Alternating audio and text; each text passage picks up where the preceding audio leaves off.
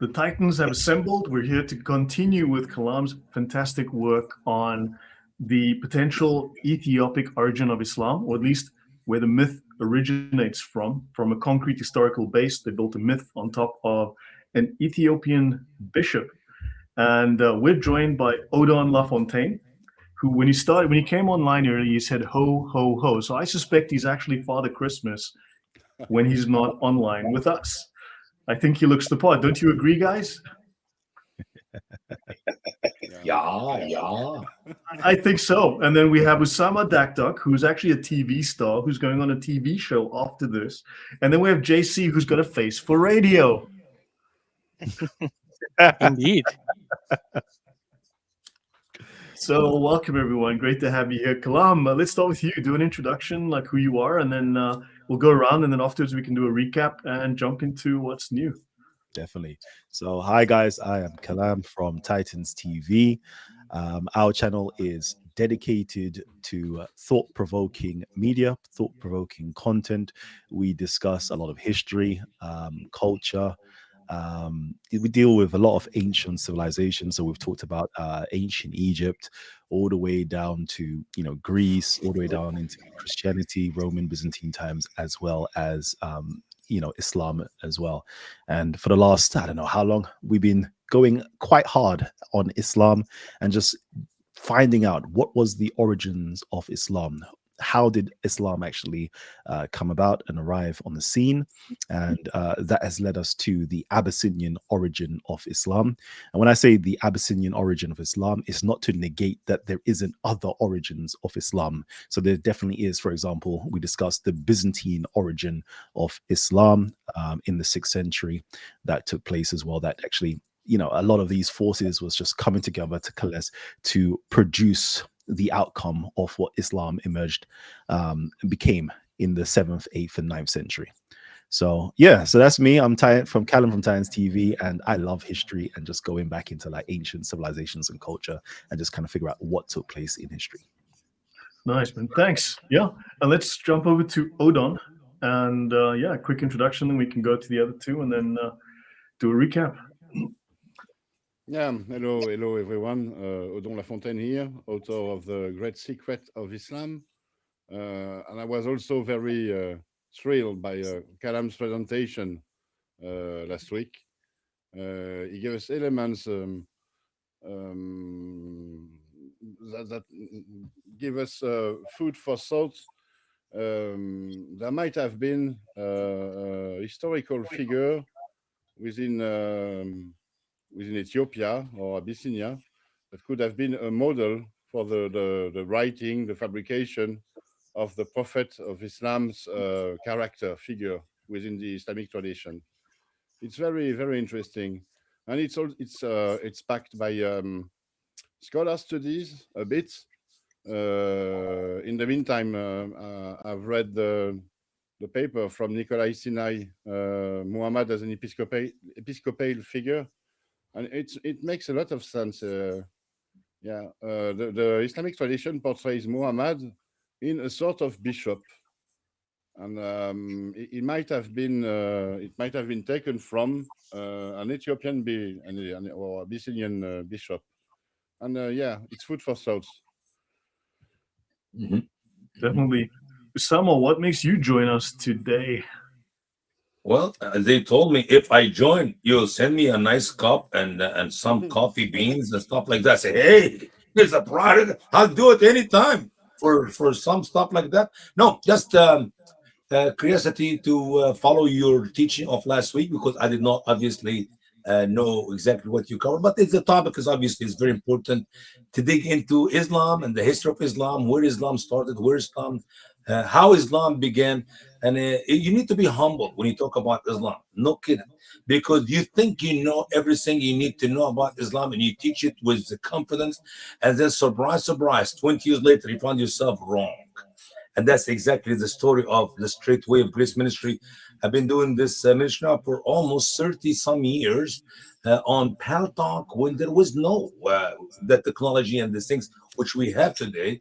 And I praise God for that. But man, I taught what he taught me, but I was shocked. I found out, 15, 20 years later, that what I've been teaching is wrong. So don't rush to make your opinion about Islam, especially if you are an old school like myself. Just have an open mind to face the reality, and which is Muslims lie. And how do I know Muslims lie? When their lips move, when they write something down, when they tell us about their Muhammad, when they tell us about their Allah and Jibreel and all these good stories we heard as little children. So don't believe half what you not half. Don't believe half what you hear from me, but don't believe anything you hear from the Muslim. How about that? Move on. Radiel, JC, over to you. Well, hi everyone. I'm good old JC from Quranic Endgame. Just happy to be here with this excellent panel, as we do on my channel is trying to get to the bottom of what happened 1400 years ago. And now that we are more and more people knowing full well that all of that is a lot of nonsense, it's really good to explore all of the things that were happening in the region and everywhere in the Middle East and so on, to try to understand what happened. So I'm here for the thrill. Amen. Sounds pretty good. Yeah. So Kalam, yeah. Do you want to give us a brief recap of what we covered last week, and Definitely. just any thoughts on some of the feedback you had, and then we can jump into part 2 and take the discussion further. Yeah, definitely. So, I don't know. I actually need to share the screen. Let's get that going. Yeah. Just one question. What did you guys? Can you give me like maybe JC and Odon like a 30-second recap of what you took away from last week? Just briefly. My take on Kalam's presentation. Yeah. It's it was very, very interesting because in my opinion, before this presentation, I already knew that Muhammad was a fictional character, a composite figure based on historical figures from the 7th century, warlords and religious leaders, based on the based on the need of the future caliphs to legitimate the Islam and their own power. So I already knew that the Islamic the Prophet of Islam was not a true historical figure, but it was loosely based on some historical figures. Yeah, sounds good. And what I got from Kalam is that there might have been a bishop model as a sort of basis for the building, the construction, the fabrication of the Islamic figure of Muhammad by the late tradition. And it makes a lot of sense because the preacher that is described in the Quran actually acts as a bishop. As a bishop could have acted during this time, a Christian bishop. So the question remains, was he an Ethiopian, Abyssinian bishop, or an Arab bishop? But still there is 30 seconds, Odon. Not 3 minutes, 30 seconds. Okay, but there's a lot to chew on here. Right. JC? Exactly the same thing that Odon has said. The narrative is false. Muhammad of the narrative couldn't have existed as it is described, so they should have used some form of blueprint. And even though we see they have taken from Umar and from Ali and from lots of other people, there seems to be like a big chunk. It would make more sense if they had a big blueprint they copied from. And Kalam has found this person who seems to actually tick so many boxes that we shouldn't ignore. Right.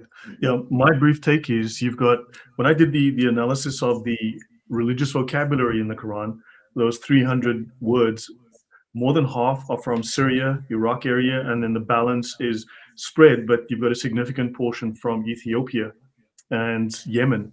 So if you think about it, they took from the existing major tradition, which is Judaism and Christianity, but they moved the locus or the place to an empty area in Arabia to start fresh.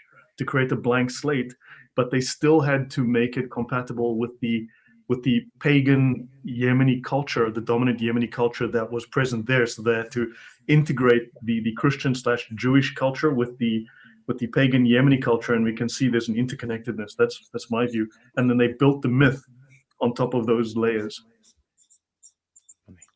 That's it. Yep. Yeah. Kalam, over to you, man. Thank you. This has been really fascinating. A lot of food for thought. So yeah, right back into it. Just gonna drop a couple of these slides for you guys. So last week we discussed the Abyssinian origin, Abraha and Muhammad, and we went specifically into CIH 541 inscription, which is the Maribdam inscription of Abraham, because personally I just want to go straight into Arabia during that time frame and who was ruling, what was going on, and the best place to go for that is actually the inscriptions archaeology. So my thesis goes a bit like this. When we ask the question, did Muhammad exist? The answer is, well, yes and no. There was actually an historical Muhammad. He was the Archbishop of Abyssinia. That the legendary Muhammad of the Islamic traditions narrative was based on. The apparent split between the historical and the traditional Muhammad was caused by the numerous vying political parties and propagandists inventing, fabricating, and suppressing stories and reports to further their own agenda. And then there is a part 2 of that, which is the Abyssinian king thesis, or the Negus or the Najashi thesis, which is that the narrative of the legendary Abyssinian king, the Negus, that supported Muhammad was actually based on the historical Abyssinian king called Abraha, who supported the historical Muhammad. Okay. And this is the Abyssinian bishop Muhammad that we've talked about. And the Umayyads, yeah, this is where we really need to go into, which we shall be touching on in this presentation, is the Umayyads. They were the ones who suppressed and obscured the historical Abyssinian king and Muhammad's identity and narrative to further their own political agenda. Ibn Ishaq further solidified the obscurity and demonization by inventing the mythos that Muhammad was born in the year of the elephant, causing a chronological paradox. So, that's what we went into last week. We touched on that, and then we started going into the mythical figure and just giving you an analogy here of Santa Claus and Muhammad. Both of them are legendary figures that flew mystical beasts into the heavens. But apart from that, they were both based on historical figures. Santa Claus, of course, was based on the 4th century Christian bishop from Byzantium known as Saint Nicholas, whereas Muhammad was based on a 6th century Christian bishop from Abyssinia. I would like to call him Saint Muhammad also. Okay. And we kind of went into details showing you guys about the empire that Abraha ruled. This is coming from George Hatkay's, Dr. George Hatkay's presentation himself, just showing you the area, the expanse that he ruled all the way north, just south of the borders of the Roman Empire, where the Ghasanids rules, over again north to the east, where the Lakhmids rule, all the way down to the south and Himyar and so forth. Like, this is the broad expanse of his empire during the time. So this was his empire, and he established established his empire, but he also established his autocephalic Orthodox Church. And we went through that just to show you, where it's been mentioned, the word Romaeus, which is inside of the inscription. I don't know if you can see my pointer right now. It's, if you see where the number 5 is, and you keep counting the last line at the end, right here. I don't know if you can see can you see my, no, you can't see it, can you? No. Let's just see it. So right over here. Oh, there it is. There it is. Yeah. So right over here, you have, in the Sabaic script, you have the word Romaeus, basically Romaeus. And back in those days, the word Romaeus actually had the meaning of being Orthodox Christian. Just like the word Hellene or Helen had the meaning, it means both Greek, but it also means like a pagan, like pagan literature, pagan times, basically. So the opposite of being Hellene was to be Romaeus or Roman, which means he was an Orthodox Christian. So he said, I'm establishing myself as an autocephalous, independent Christian king. And with that, he established, of course, being a monarch of these Orthodox Christian church. He established a bishop in place, and we find out that that bishop was, of course, written about inside of Eastern Orthodox literature, as well as the Islamic literature. And the Eastern Orthodox literature, they call him Saint Gregentius, but when you read the critical studies of it, you find out the word Gregentius is obviously not his real name. He's referred to as the Blessed One. But basically, these stories, you'll see that it all triangulates the inscription, plus the Greek literature, plus the Arabic literature, all talks about a particular individual who was consecrated as a bishop during that time period when Abraham built his church and cathedral. And we find from the Arabic literature that this individual was called Muhammad. All right, so we went through all of this. I'm not going to go through everything. It has it all there on the slides. So you can see in the Greek literature, he was called an apostle, a prophet, and he had a divine book underneath Abraham, and he spread this new religion, built churches and so forth throughout the Arabian Empire. And then we find the same thing going on inside of the Islamic literature as well, where it shows you that this particular Muhammad that was with Abraham had his own religion, was a prophet, and of course was ordained or crowned as a religious figure, and was told to get people to make pilgrimage over to his cathedral. Okay. So yeah, we did all of that. We went through the Archbishop thesis as well. We kind of touched on Nicholas and I's article. I think it's about 40 pages long, which is Muhammad as an episcopal figure. And literally within inside of the Quran, it literally calls Muhammad a bishop, basically. If you know what the word bishop comes from, it's kind of like it's kind of messed up way of saying episcopal, whatever the word is, right? And it basically means it basically means Episcopal, sorry, that's it. Yeah, it basically means to like it's a caretaker, to watch over something, basically. Scopus, over, scopus, to watch over. And of course, in the Quran, it calls him a shaheed over the believers. So it's basically the same type of terminology. It goes through the different roles that you find. Muhammad's career kind of changes. Muhammad of the Quran, let me be more specific. Muhammad of the Quran's career changes from the Meccan period to the Medinian period, where he's now this, you could see that he takes on the role of a bishop. And, you know, basically it's all there. I'm not even going to go over it for time. And we gave the conclusion that the Ethiopians, of course, controlled and ruled over Arabia in the 6th century. So, you know, the dates are there. You know, I've got a nice little timeline there for you guys to see it. And then we find out that Abraham converted his state religion from Miaphysitism to Orthodoxy. And Abraham, of course, styled himself as a monarch of the autocephalous Orthodox Church. And then he consecrated the Archbishop of Abyssinia in Marib, the capital city. And as well as, you know, the Archbishop is known as Muhammad in the Islamic accounts, whereas the Archbishop is known as the Blessed One in the Orthodox accounts.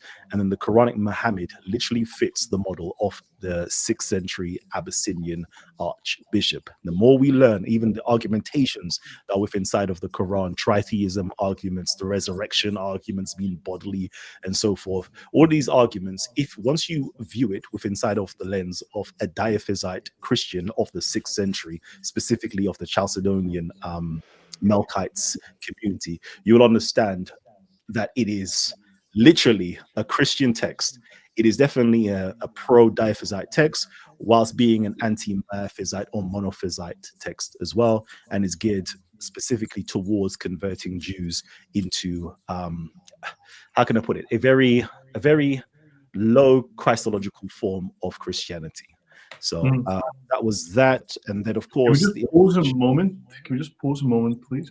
There was a question that says the Kaaba is a church. No, actually, if you go back through the archaeology, there's a guy called Carlton S. Kuhn who wrote about this maybe 70 years ago, and he classes the Kaaba as a megalith, the same kind of structure like Stonehenge. So it was repaired by Ethiopians, and it may well have had some kind of religious significance to the Ethiopians. However, they had their cathedral in Sana'a in Yemen. In fact, they had a number of churches in the south. And there is the legend in the Hadiths where Muhammad sent a team to the south to destroy the Kaabas in Yemen. And there was one specifically that they flattened to the ground because this was a rival Kaaba. So this may well be the cathedral because they needed to, further north, create a blank slate start for Islam.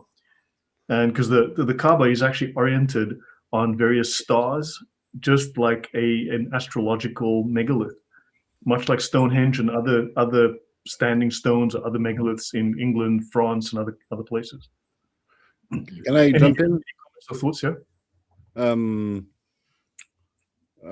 I've read in Edouard Marie Gallet's thesis, 1,000 pages thesis with hundreds and maybe thousands of sources. The accounts of a French Islamologist from the early 20th century who said that the early construction of the Kaaba within the Islamic age, it was made with stones taken from the cathedral of Sana'a. Columns and elements taken from the cathedral that was raised. Yes, the Hadiths even speak of there used to be a picture of green palms, like a river scene, like a very green scene, and it had either a sculpture or a painting of Jesus and Mary. Yes. Inside the Kaaba. This is actually recorded as well. Definitely. So Odon, between this, I mean, Kalam, what do you think? There's something here that we need to look at again, right? At some point. 100%. So literally, I am going to be discussing that today.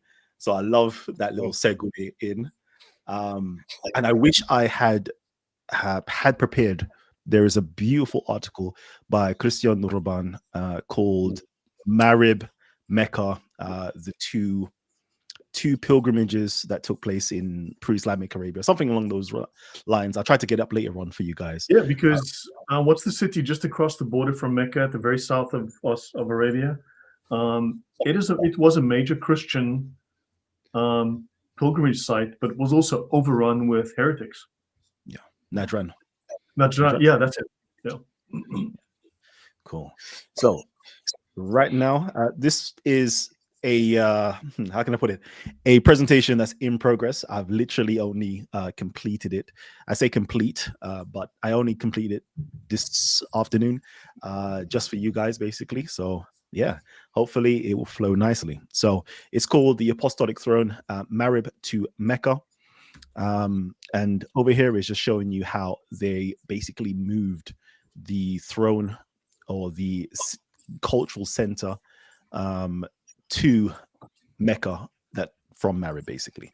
And again, most times I do my presentations and I do stuff. I just wanted to know, like, let everybody know that my type of methodology is this.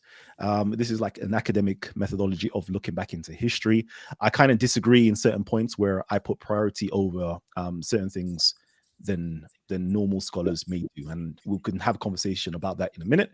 So over here, I'm quoting from Sean Anthony, Muhammad and the Empires of Faith, page 2, where he outlines his methodology. And he says here, there are 4 cardinal sources upon which all research into the historical Muhammad hinges: the Quran, epigraphic, documentary, and archaeological evidences, contemporary and near contemporary non-Muslim accounts written primarily in Armenian, Greek, and Syriac, and Arabic literary sources that are mostly but not exclusively preserved in the Sirah Maghazi literature and the Hadith compilations. Okay, he says ideally these cardinal sources must be viewed as complementary rather than mutually antagonistic layers of historical evidence.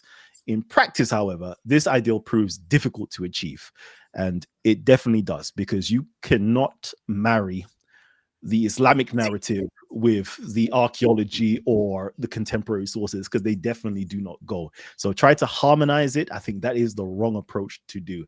Personally, I would prioritize, let me know what your guys' thoughts on this. I would prioritize what we can actually find. So, for example, epigraphic documentary and archaeological evidence. That should be number one when we're looking back into history. And then we should, number two, be looking at the contemporary and near contemporary non-Muslim accounts to kind of figure out, to contextualize what was going on. And then I would say number three, then you could start looking at the Quran, because Quran is dated quite early as well. And then lastly, and take it with just a pinch of salt, which would be the Arabic literary sources, because we know that the Arabic literary sources, the Maghazi, Sirah, Hadith literature, all of that is made 300 years later on, and it's just 1,500 kilometers further north. Yeah. Yeah. So I would take that with a grain of salt, personally. So, so over here, I've just got a nice timeline. I kind of collated the different timelines and put them together just to show you guys. So before, on the last presentation, on the left-hand side, we definitely discussed what took place in the 6th century from 500 to 560 AD. That's literally the last dated archaeology that we've got in the Arabian Peninsula during that time frame, before the so-called rise of Islam. That's the last one. I know that there should be more, and I know that there will be more when we do find it and discover it and the scholars finally release it. But so far, that's as far as we go. And then we've got a gap in the epigraphic, dated epigraphy, up until the year roughly 640 to 642 AD, when we do have a inscription talking about the death of Umar ibn al-Khattab. But then again, we've got the papyruses that talk about the Amir ibn al-Az in Egypt, roughly around 642 as well. So these are all the things I just want to show you guys in terms of the Islamic Empire, what we do know, the inscriptions that we do have. So we have, the early Emirates from 642 to 641. Then we have the Sufyanids, so Muawiyah, Yazid, that took over. And then 680 to 693, we had when the Zubairids actually rule. And after that, the Marwanids, and basically around 697 to 702, we first find mention of things such as the Masjid al-Haram being built. It doesn't say rebuilt, because some translations will say it's rebuilt. No, it says that this is the year the Masjid al-Haram was actually constructed. And then we have inscriptions roughly around 700 AD in Mecca itself, has Quranic quotes, and then it has the first one in 701 talking about an actual Hajj ritual that took place. So we find that literally the Umayyad period, they started to construct the rudiments of what we know as Islam today. Right. Question, did you see the question down below? That's an interesting thing, because we spoke of how they can make subtle changes to the Arabic razm, adding a dot, adding a line to make the word switch from one thing to another. And here they can go from Abraha to Abraham, or Ibrahim perhaps, and then say he built the Kaaba. Maybe they had a record that said Abraha built the Kaaba, and maybe in Arabic they can make a small change and make it Ibrahim built the Kaaba. Yeah. Do you think that's a feasible idea? That's possible. Yeah. I would say it's definitely possible. My own personal thoughts, I just think that if you go into St. Catherine's Monastery, is it Monastery Cathedral in the Sinai Peninsula? Actually, they want to shut it down. The Egyptian government is trying to reclaim it and take everything. So that's disturbing. Wow. So you can see that they have little myths. I think there's somebody that was there during that period. So it was like somebody who is a biblical figure did something in the area. And I think there is a well as well. So personally, I just think that there's a foundation myth that was constructed, and Abraham seems to be the best person to construct that myth around, because obviously we're supposed to be Ishmaelites, so therefore Abraham is our father. So I would think that it would align more to Abraham and them constructing the myth out of that rather than it being from Abraha. But possible, it's still possible. May I just add a couple of things? Actually, in the Quran, we have something similar with Imran, which I think in the Hebrew is supposed to be Imram, and then they changed that. Plus, they do have problems with how they spelled Abraham, Ibrahim, Ibrahim. It's like they were not really sure. And even Isa to this day is a bit of a mystery because they have a perfectly legit way to say the name. So it wouldn't actually surprise me if they had this memory of Abraham and that becomes Abraham because they start trying to do the whole tradition. And the other thing, when you mentioned about the Kaaba being built in the year 697, that's really cool of that inscription. Note that in the inscription it says the Masjid al-Haram was built in the year 697, but it doesn't mention the city. So we assume because of the location that it is in Mecca, but it's not actually in the inscription. Just putting that But, out. but the hadiths also say that the gap between the construction of the Temple of the Mount or something and Solomon's temple and this are something like 40 years gap. Well, Am I thinking of a different? there's, what's not helping the Muslims. There is no timeline in the entire history of Quran. So you may think that they know what you're talking about. When you go to a guy like Al-Tabari or Ibn Kathir telling us that Jacob built the temple of Solomon and Solomon rebuilt it. Or see, building and rebuilding. Wait a minute, where was Jacob from Solomon? I mean, they have no idea that there may be a couple of years between them, or maybe 4 years. They have no clue. So Abraham built the Kaaba. Yeah, it could be Abraham, whatever you want to say it. Obviously, if you have any literature writings of the Arabic, it's the same guy. And when was Abraham? Well, it was like a couple of years before Muhammad came. It doesn't. There's no timeline. They have no clue what they're talking about. Because I was thinking, I mean, they speak of the building of the Temple of Solomon in the Hadith. It's a Hadith of Muhammad, and then they speak of 40 years later, either the mosque on the Temple Mount or the Kaaba was built, and you're like, but Solomon's temple is like 900 BC.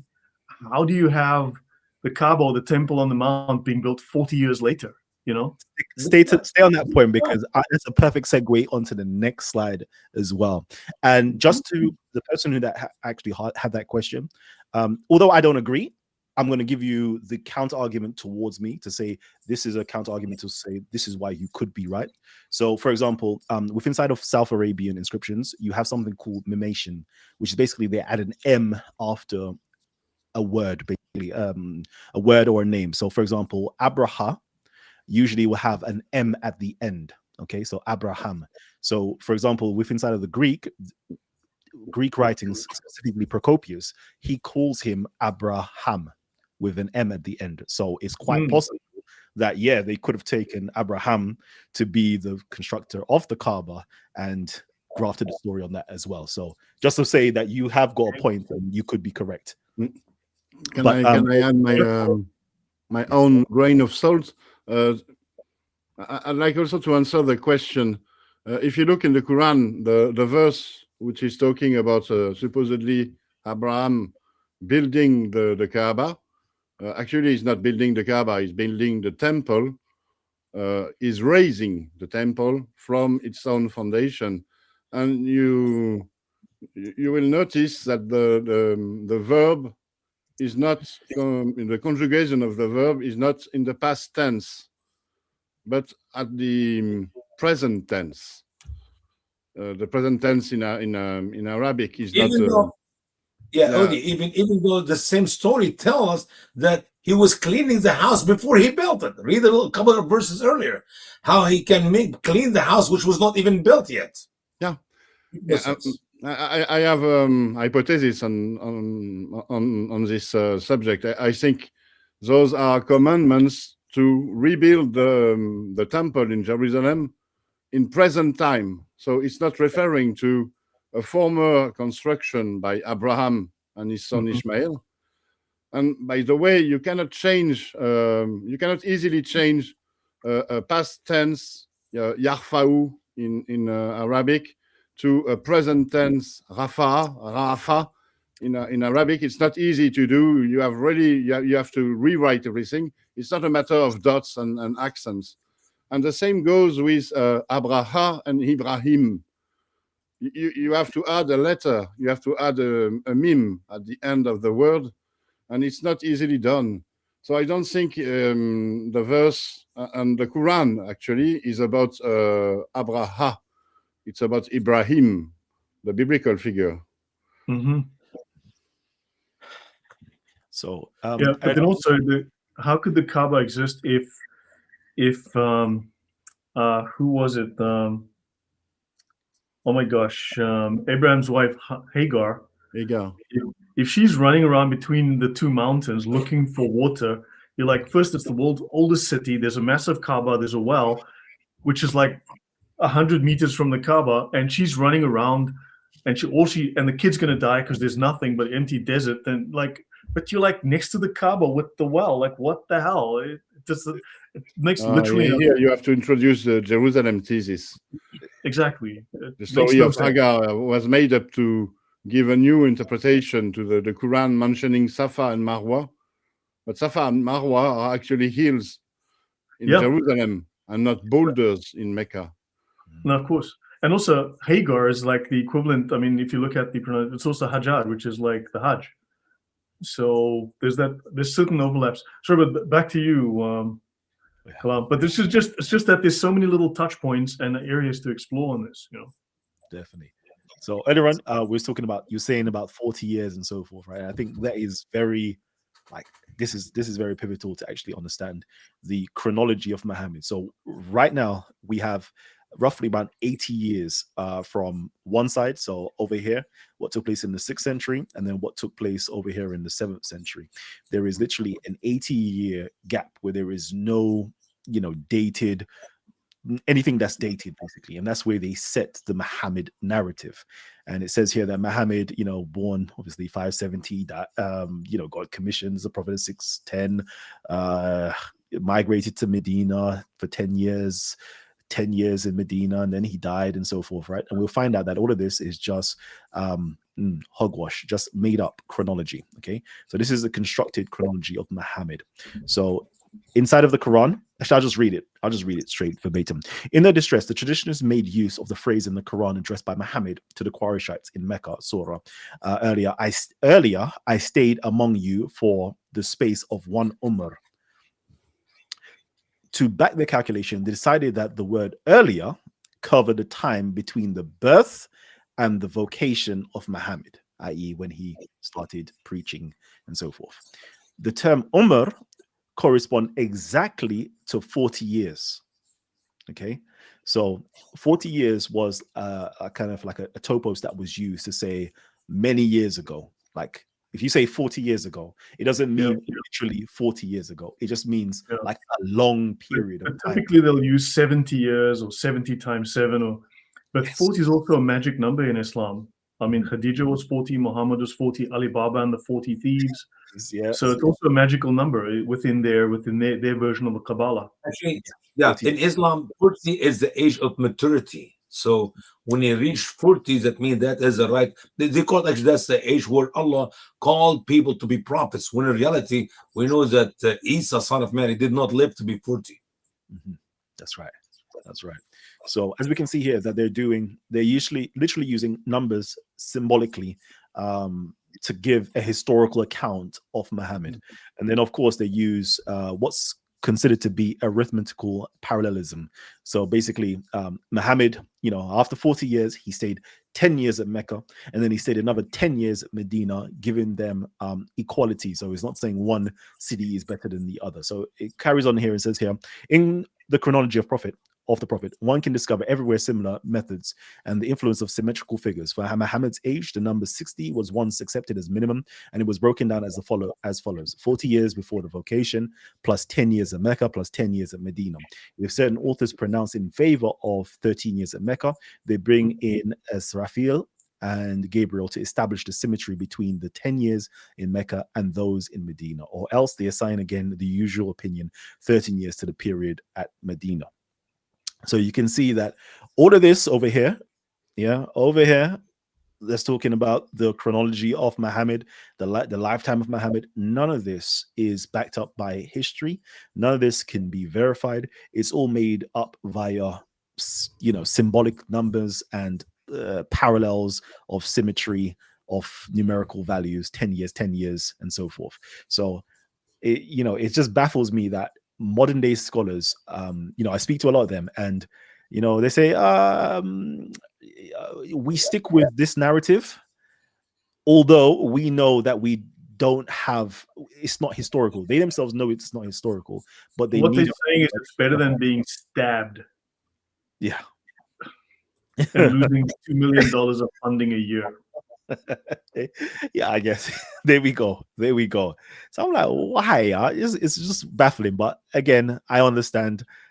Maybe because I do this independently, where of course they're funded and they have to do it and so forth. So, okay, cool. So yeah, last time, of course, we went through this already to show you that Abraha had a monarch, was the monarch of his new autocephalic church.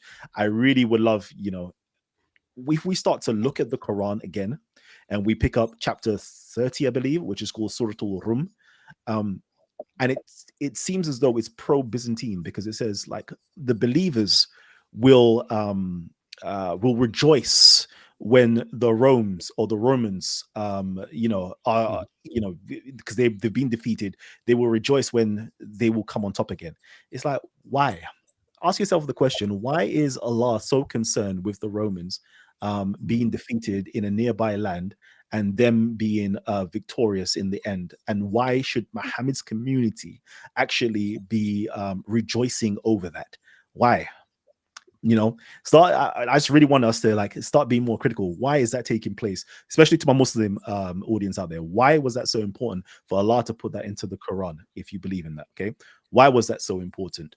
And what is the rest of the Quran about? Talking in chapter 30, why is it going on and on about resurrection? Why is it talking about that? Why does it then proceed to talk about different sects? Don't break up into different sects. Okay. Again, if we place the Quran back within inside of the Abyssinian Arabian context of when Abraham was ruling, and he's letting you know that I am a Rum or Roman Christian, meaning Roman, again, as I said, basically means an Orthodox Christian. We'll look at that again and saying, the Orthodox Christians were defeated, whether it's via council, whether it's via debate, whatever the case is, they have been defeated in the nearby land. Which is that nearby land? Is it Ethiopia, mainland Ethiopia, Africa, or is it towards the north in the Byzantine Empire? Like, where is it? We don't even know, but let's just say, like, hypothesize, like, where could this be? Where have they been defeated? What councils was taking place after the year 548 AD? Well, there was one in 553 AD. There was John of what's his name? John of Philopathus. I can't remember his name from the top of my head, where there was a whole debate around resurrection. Was the resurrection merely spiritual, or was it carnal resurrection? We have the different sects that were broke off previously in 451, where you have the Church of the East, you have the Chalcedonians, and then you have the Oriental Orthodox, which are the Miaphysites. So it fits the context if you translate that not as Romans, but as the Orthodox Christians. And it shows you that the Quran is in line with the Orthodox Christians, because they consider them to be believers and they would rejoice when they would be successful also. So it's very interesting. And it also ties into the fact that the Quran says that Jesus's followers would be superior to the end of time, or whatever the case is. And the Orthodox Christians consider themselves to be in line with that, whereas everybody else is heterodox. So just really putting ourselves, if we really start to look at the Quran in line with the 6th century, it starts to make more sense of what was going on. So just quickly going through that.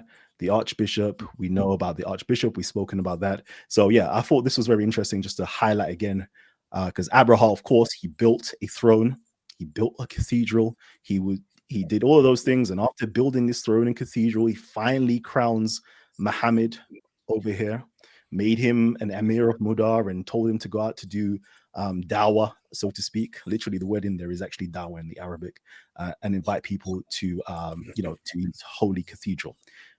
And I just wanted to make you guys to understand, like, what does it mean to be an apostle? There is like 3 different definitions of an apostle. I'm only going to touch on one of them today, which is when the Quran is constantly talking about Muhammad as an apostle, Muhammad as a Rasul. You have inscriptions talking about Muhammad as a Rasul. Like, let's just break down what that means first, and the implications that it has, and how did the contemporary or the near contemporary non-Muslims actually interpret what these people were saying. So over here, it says here, this is coming from the Oxford Dictionary of the Christian Church.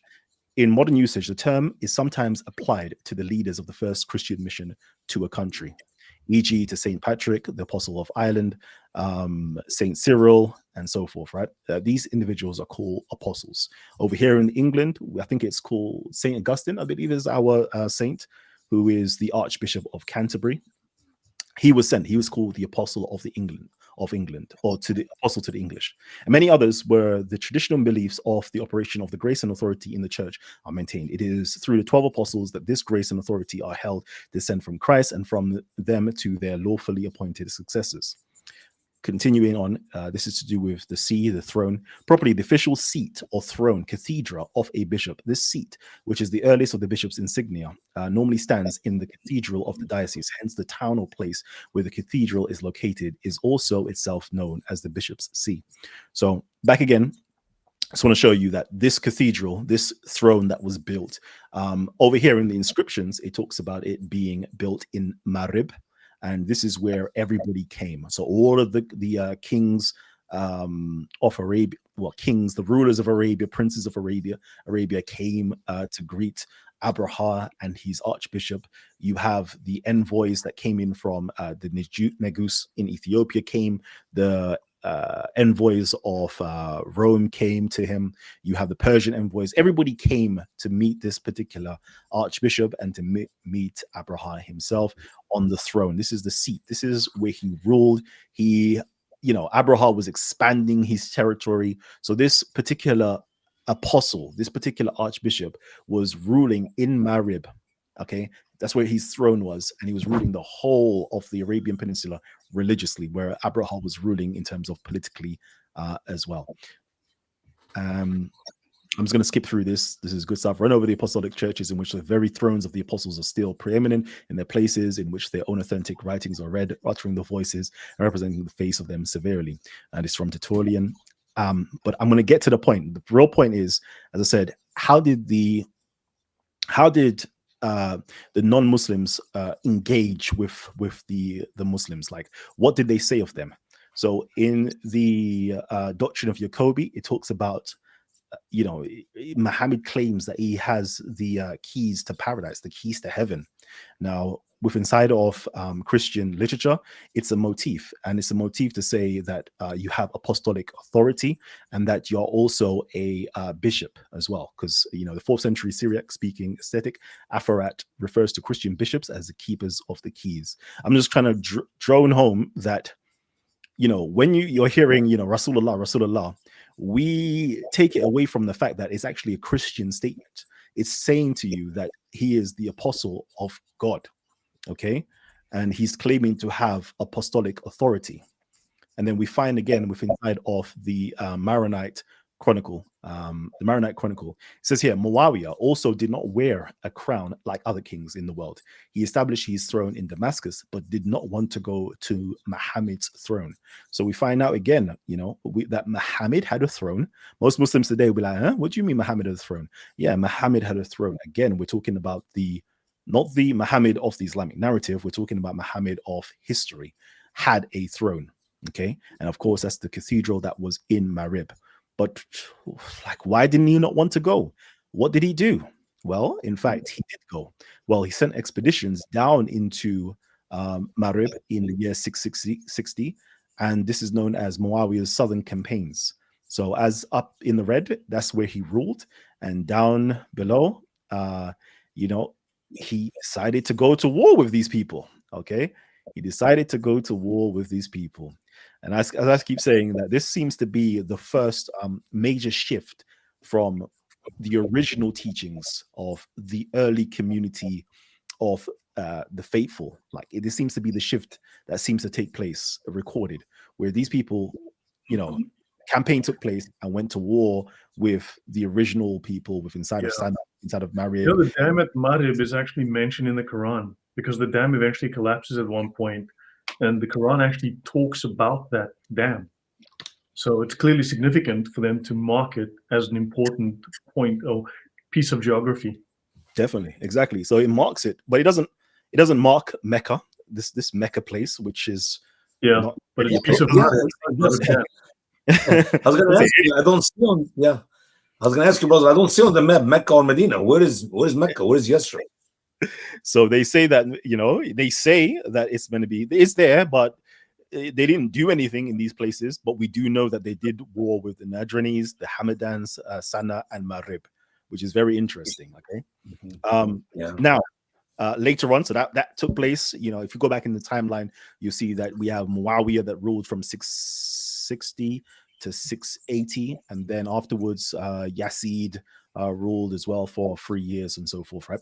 But you have the counter caliphate. Now this counter caliphate is come from the Zuberids. Okay, now the Zuberids were literally, it's the first time in history that the whole narrative of Muhammad was actually came into existence.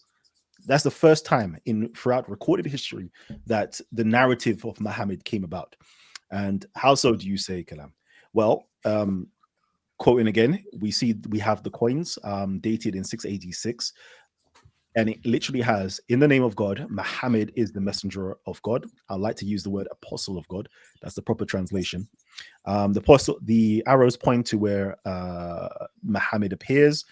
It's in Sassanid coinage. It says here, the confession of Muhammad's messengership conveyed on the early coins seem to have played an integral role in Zubair's attempt to bolster the legitimacy of Ibn al-Zubair and his claims to the title of Commander of the Faithful. Can you just pause right there? You see on that coin, right on the very top of the coin, above his head, you've got like the two wings, and then you've got a crescent and a dot. Crescent and a star. Yeah. So yeah, well, I'm just calling it a dot. Let me just share my screen quickly. I just want to bring up something that may or may not be relevant here. Where's my screen? There we go. This I covered in my monotheism series. Let me just share that bigger. Cool. Here we go. Oh bugger! Did I just lose it now? Oh my gosh! Where was it? So sorry. Oh bugger! Now I'm gonna find it. I clicked on the wrong thing.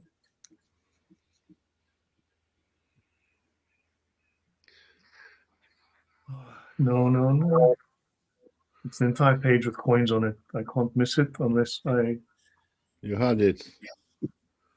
Yeah, if anyone sees it and I miss it, then let me know. It's further You down. had it, and we saw on the coins that there were crescents with a sort of dot. Yeah, it's probably down here. Oh, bugger. Sorry, my bad. Here we go. Okay, so let me just leave it like it is, so that, because otherwise I'm going to confuse myself here and get lost. This symbol was very much a part of the Babylonian Empire. See here, you see this coin. This is a Persian Sasanian Empire coin. It is effectively identical to the coin that you just showed us. Look at that symbol. It's almost identical, and you've got the crescent and you've got something in the middle, right? Now this one's a star. Sometimes it's the sun or the moon, right? But this symbol goes all the way back to 3000 BC to Abyssinia, to that region of Africa, where it's the symbol for the god Shin, or the Babylonian god, effectively, the sun god, the moon, actually the moon god, right? But notice you see this symbol, but this is just a copy of this Persian Sasanian Empire coin. It's effectively the identical coin. And then what happens is, this is the coin taken from the Yemenis, right? From their culture. And here's the bull's horns, right? And here's that same symbol. And you can trace that symbol throughout Northeast African culture. You can trace it through Yemen. You can trace it to Babylon. It's the same deity in its different regions. But this is, and then also, oddly enough, this is the Venus moon couplet, or it could also be the moon couplet, the sun, and so on. Sorry, but notice their god is called Al-Makkah, right? Known as Makkah. Right, so you got to tie into Makkah, but I mean, just isn't that weird? Odon, I mean, you're the coin guy, but that coin that Kalam just showed, let me just bring up his coin again. It's effectively the same coin. They just repurposed the design. Pretty much. From my untrained eye, I would say it's pretty much the same coin. It's pretty much Obviously, identical. in terms of the iconography inside, Yeah. Well, look at the coins. Look on the right side, the left side, right, and the bottom. There's this moon symbol, sun symbol, whatever. There's the moon and there's the crescent. I'll show mine again, and look here. The same coin. I'm just going to zoom this in a bit. Yep. The same coin. 1, 2, 3, 4. You've got exactly the same symbolism on the coin. Not effectively the exactly. same. Not Close enough. exactly. It's minor change. The crescent on top of the head, it doesn't have a star within it, but something else, a dot, like you said. Yeah, sure, but you've got the same on the side here. Yeah, I agree, fully agree. It's pretty Fully close. agree. It's almost identical. It's pretty close. Yeah. And this is the Sasanian Empire. This is the Persian Sasanian Empire. So very close, and the same symbol repeats all over the place. So I'll go back to Kalam here. So yeah, they were the first ones to Zubairis were the first ones to put forward this counter discourse against the rivals, the Umayyads, whom they sought to displace. And again, like this is the first time in terms of dated inscriptions. In this case, it's a coin numismatics that we have, the shahada or one form of the shahada, and it's giving Guys, that I hate to say I'm leaving you, but I love it. I wish I can cancel my other program and stay with you, but I'm gonna watch the rest of it. Good to meet you, brother. Appreciate you guys. You're doing a good job. God bless you all. God bless you now. See you soon. Shalom. Bye-bye. Yes. Yeah. All right. And again, I know a lot of people always ask me, "Oh, Kalam, why do you always have black imagery on the screen?" I'm like, okay, it's not my fault. I'm just literally going into the records, and I'm literally just putting out what their description is.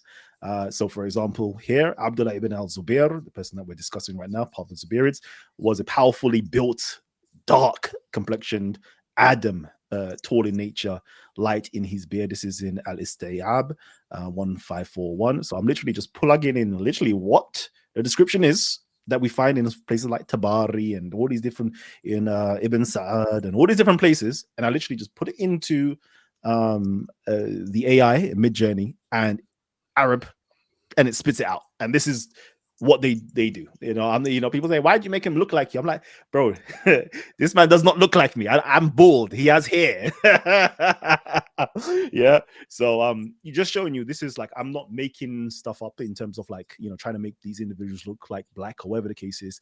This is just how they're described. If you go on further and you look into what the word Adam means, this is how you would usually describe Africans or like very dark-skinned people. So, for example, Ali ibn Abi Talib was described as looking Adam, meaning very dark in complexion. Bilal, you have people like, who else? You have Zayd, the son-in-law of Muhammad. You have Osama ibn Zayd, the grandson of Muhammad, was described as Adam. You have Umar described as Adam. You have Uthman as well. So you have all of these different people who started the early Islamic empire.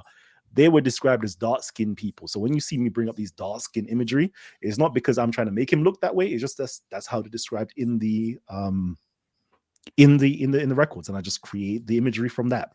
Okay, so quickly, so we find out that he was the first one to create. I would say he started the relocation program. Okay, the relocation. He was the first one to introduce the Muhammad narrative, and then he did something which I call the relocation program, where he brought earlier on, as you guys were talking about, he brought elements from the from Abraha's cathedral, and he brought it in to so-called Mecca, and constructed the Kaaba out of those ancient materials. Okay, now I'm not going to put, how can I put it? As I said before, my priority in sources, archaeology. I can't find any archaeology to support this, so I don't place this very high. This is something that is written about within inside of the Islamic literature, so it could be true or it could be false, but if it is true, this seems to be the first place where the relocation took place. relocating the materials from Marib Church or from the Sana Church and from Abraha, and bringing it into the Central Arabian environment to create and construct the Kaaba of Mecca. What's very interesting, because this particular, over here on the right, you have the image of Jesus and Mary. This is found in the Sana Museum as well. So it supposedly was part of the Sana Cathedral.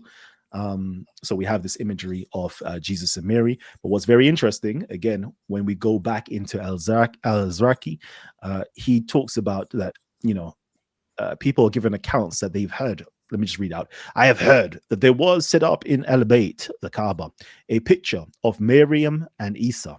Said Atta said, yes, there was set in it a picture of Miriam adorned. In her lap, her son Isa sat adorned. Mm. Okay. So during this time period, during the Zubairid time period, this imagery of Jesus and Mary was inside of the Kaaba. There is other narratives. I like this narrative because at least that is historical, because you can say, yeah, there was a person that was there that gives a historical account of what they saw, etc., etc. But we have the Hadith literature that talks about, Muhammad conquering Mecca, and it's decided to destroy everything, all the artwork inside of Mecca, but he covered it and said, destroy, wipe away everything here except from this image of Jesus and Mary. And it's very, I just wish that the Umayyads didn't bombard the Kaaba and didn't burn it down. And the reason being is because Muslims will be a bit more nicer to Christians, because the rebuttal to them is whenever you're going to say something bad, just remember who's the central figure inside of your Kaaba. Just remember who you're praying to every single, or praying in the direction of every single day, 5 days of the 5 times a day. You're literally praying towards the Kaaba that has the only imagery in there is Jesus and Mary. And I wish, and I'm praying that my Muslim audience right now, if you're in right now, please reinstate the sunnah of your prophet and put back in every mosque an image of Jesus and Mary. Well, Ted Bird says here, Abraha, he's Ethiopian, he says, is a short form of Abraham in Ge'ez, or hopefully I pronounced that halfway decently, which would be interesting. Can I show something as well? Let me share my, just to add to the mix here, this is very interesting. There's my screen. Just bring this up. This is from Sciences Magazine, May, June 1982. So we need to look into this Ted Bird comment as well at some point. Thank you for that, Ted. So a study was done of the Kaaba many, many years ago. This goes way back to the 60s and before, right? Where astronomers and other archaeologists did some, and they say the major axis of the Kaaba is aligned to the rising of Canopus at about the 1st century.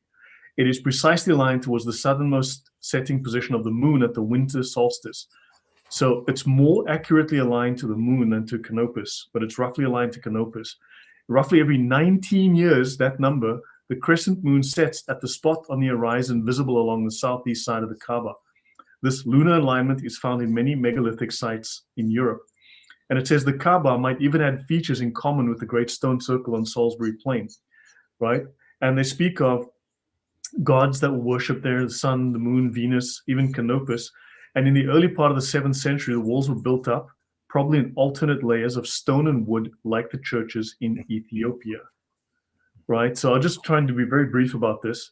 It's a primitive observatory, a weather vane, and appointed to God. And it seems that the Kaaba was a microcosm of the celestial and terrestrial universe of the pagan Arabs. The sun, the moon, Canopus, the brightest star in the sky, and one of the walls faces towards particular winds as well.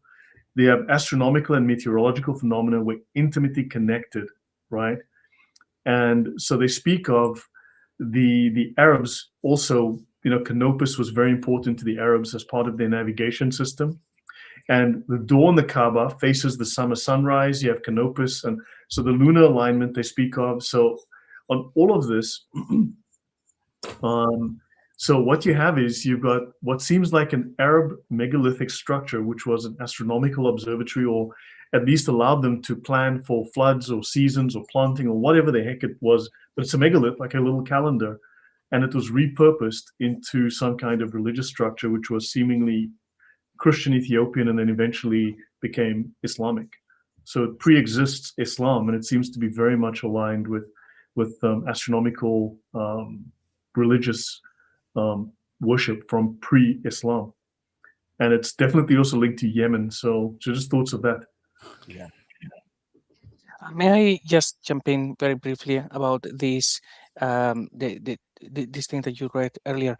So in Mecca, there is this place, this museum called the Two Mosque Foundation, I think it is. They're supposed to have some of the oldest stuff. Is where they have the footprints of Ibrahim, which of course we know they are much later, and one of the fake Qurans of Uthman, these sort of things. They also have like the oldest things that are meant to be about the Kaaba. I think it's like 2 or maybe 3 columns. I remember saying that they have one that is like made of wood, like good luck actually trying to pin that to the Kaaba, but they say it is from the original Kaaba, and then I think 1 or 2 more made out of a stone. So I find it odd that if you go to that, you can debunk everything else at the show, but then they have some columns which you cannot debunk.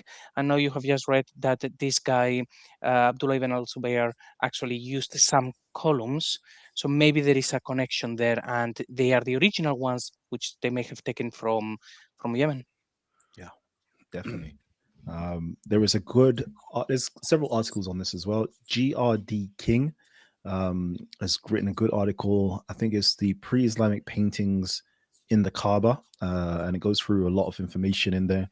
It definitely shows that there is an Ethiopian connection to that as well. There's another article as well. It talks about the architect Bakum who came there. He was supposedly of the Byzantine, from Byzantine, but he was of Ethiopian heritage, and he was the one. If you read the Syria literature, he was the one 5 years before Muhammad's call to being a prophet.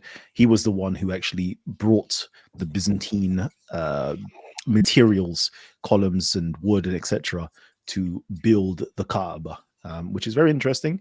Very interesting, because it just seems to me it's just a retelling of the story of Abraha, because Abraha literally has the same narrative where he calls for the king of the Byzantine to send over an architect over to bring materials to build up the cathedral. So it's very interesting that there's some parallels there.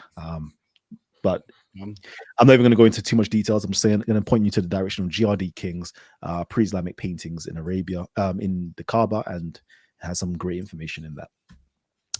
Can I jump in also? Yeah. I found it very, very hard to believe that there could have been something in Mecca before the Islamic time. There were no pagan Arabs during the times of Muhammad. And I don't think there was a Kaaba in Mecca as well. Could be Yemen. Yeah, it might have been elsewhere. But what I found very interesting... But when they rebuilt it, they modeled it after existing structures. Yeah, exactly. What I found very interesting here at this stage of the presentation is that we see a sort of conflict between an Ethiopian or a Southern Arabic narrative centered around maybe the moon god, the crescent, and so on, and the Umayyad narrative. And they might have had different opinions about the Muhammad Rasulullah formula. Maybe in Southern Arabia, it referred to the bishop, the historical figure of the bishop. But for Abd al-Malik, I'm very convinced that the formula was understood as blessed be or desired be the apostle of God, and that Abdul Malik portrayed himself as such an apostle. He claimed to be the first deputy of God on earth, Khalifat Allah fil ard. The question is, did Abd al-Zubayr think of himself as an apostle of God, or or did he put forth the motto, the formula, just as a reverence to the Muhammad bishop? Yeah. So It's- claiming to be a sort of successor of this Muhammad bishop. Yes, that's where it seems to go. So literally over here, the Zubairid propaganda, it seems as though that he's definitely speaking about somebody else that he is related to. So he's actually claiming that he's related to them because he, of course, is a Zubair, Ibn Abdullah Zubair.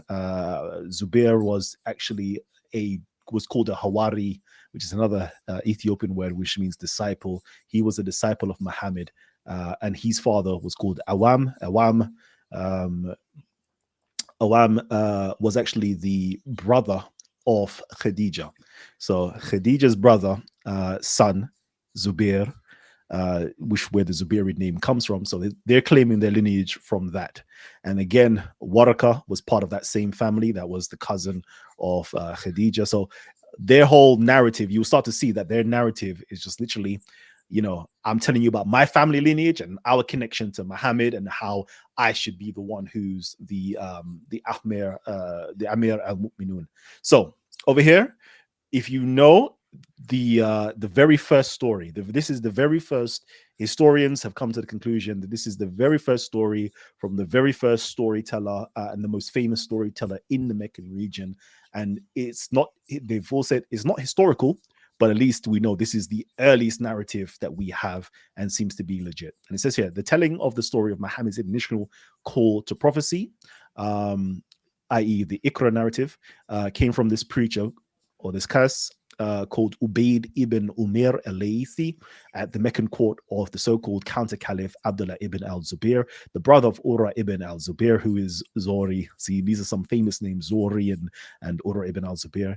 The frame story is one of the most remarkable features of Ibn Ishaq's version of the Iqra narrative, and it has played a large role in the rationale articulated by modern historians for favoring its chronological priority to the tradition of al-Zori. So if you know anything about this, this is roughly set in the period of 680 to 692, and the Iqra narrative is the whole story of, Muhammad went to the mountains and, into the cave and, some figure, later on it got changed into the angel Gabriel, but before it was like a figure that came to him and said Ikra bismi rabbika, and the first lines of the Quran was supposedly revealed, and then afterwards, like, he didn't know what was going on and he was in the mountains, and then he saw this figure sitting upon a throne suspended between heaven and earth, and it said, Ya Muhammad, you are the Rasulullah, you are the apostle of God, and so forth. And he rushes back home to Khadija or goes to Waraka, depending on, there's various divergence of the story. And then Waraka, now says, I'm going to read down below. And when she related to him what the apostle of God told her and what he had seen and heard, Waraka cried, Kiddus, Kiddus, Kiddus. I'm going to say it in the Ethiopic, or Kadus, Kadus, Kadus in Arabic, which is holy, holy, holy, or Sanctus, Sanctus, Sanctus within the Latin. And in the Hebrew as well, Kadosh, Kadosh, Kadosh. there we go. So this is like a very famous line in the liturgy, a very famous line inside the Christian liturgy, instead of actually bringing a bishop, like when you appoint a bishop and you do the liturgy, that is like the climax when they say holy, holy, holy, and they put him in and they enthrone him and so forth, and we'll figure out. Let me just read it anyway. Verily, by him in whose hands is Waraka's soul, if thou hast spoken to me the truth, O Khadija, there hath come to him the greatest nomos, who came to Moses aforetime, and lo, he is the prophet of his people, bid him of good heart. So if you know anything about Waraka ibn Naful, he is supposed to be a Hanafi. He was a Christian, the most learnt Christian out of all of them, and so forth. And this is when Paul, this is the journey to Damascus moment. I can't remember what it's called. When Paul, has his vision and so forth, and then he has to go to somebody, and this is his witness that confirms, yeah, this you definitely saw it from the Lord. So this is the same type of narrative to prove the point that Muhammad definitely is the apostle of God. And it's only the learned few would actually understand what this means, because a lot of scholars, they're arguing, or they're like, what, why, Namuz, they don't know what it means. And today I'm just going to break down to you what it means. It means he saw, dun, dun, dun, over here. This is a nice article in the Study Theologicum. This is completely unrelated to Islam, full stop. And it says here, nomos as a medium of revelation, paralleling logos in anti-Nicene Christianity. Okay. And they do a beautiful thing here where it says, in the beginning was the law, and the law was with God, and the law was God, and the law became flesh and dwelt among us, full of grace and truth, and so forth, right? It says here, what if there had been in the New Testament such a statement identifying Jesus Nazareth with the eternal Lord, nomos, as there is John 1:14? It says here, identifying him with the eternal word logos. The idea is not as remote as it may appear at first glance, because there are passages in the post-biblical literature of the early church where Jesus Christ is in fact identified with the nomos. Okay, and it shows you with inside of anti-Nicene church fathers, they definitely use the appellation towards Jesus or towards the logos as being the nomos. A good article. If you have time, read it. Very good stuff. So, what it says here, it says the nomos is, it says here, it's part of mythology, the spirit of the law in Greek mythology. Mhm.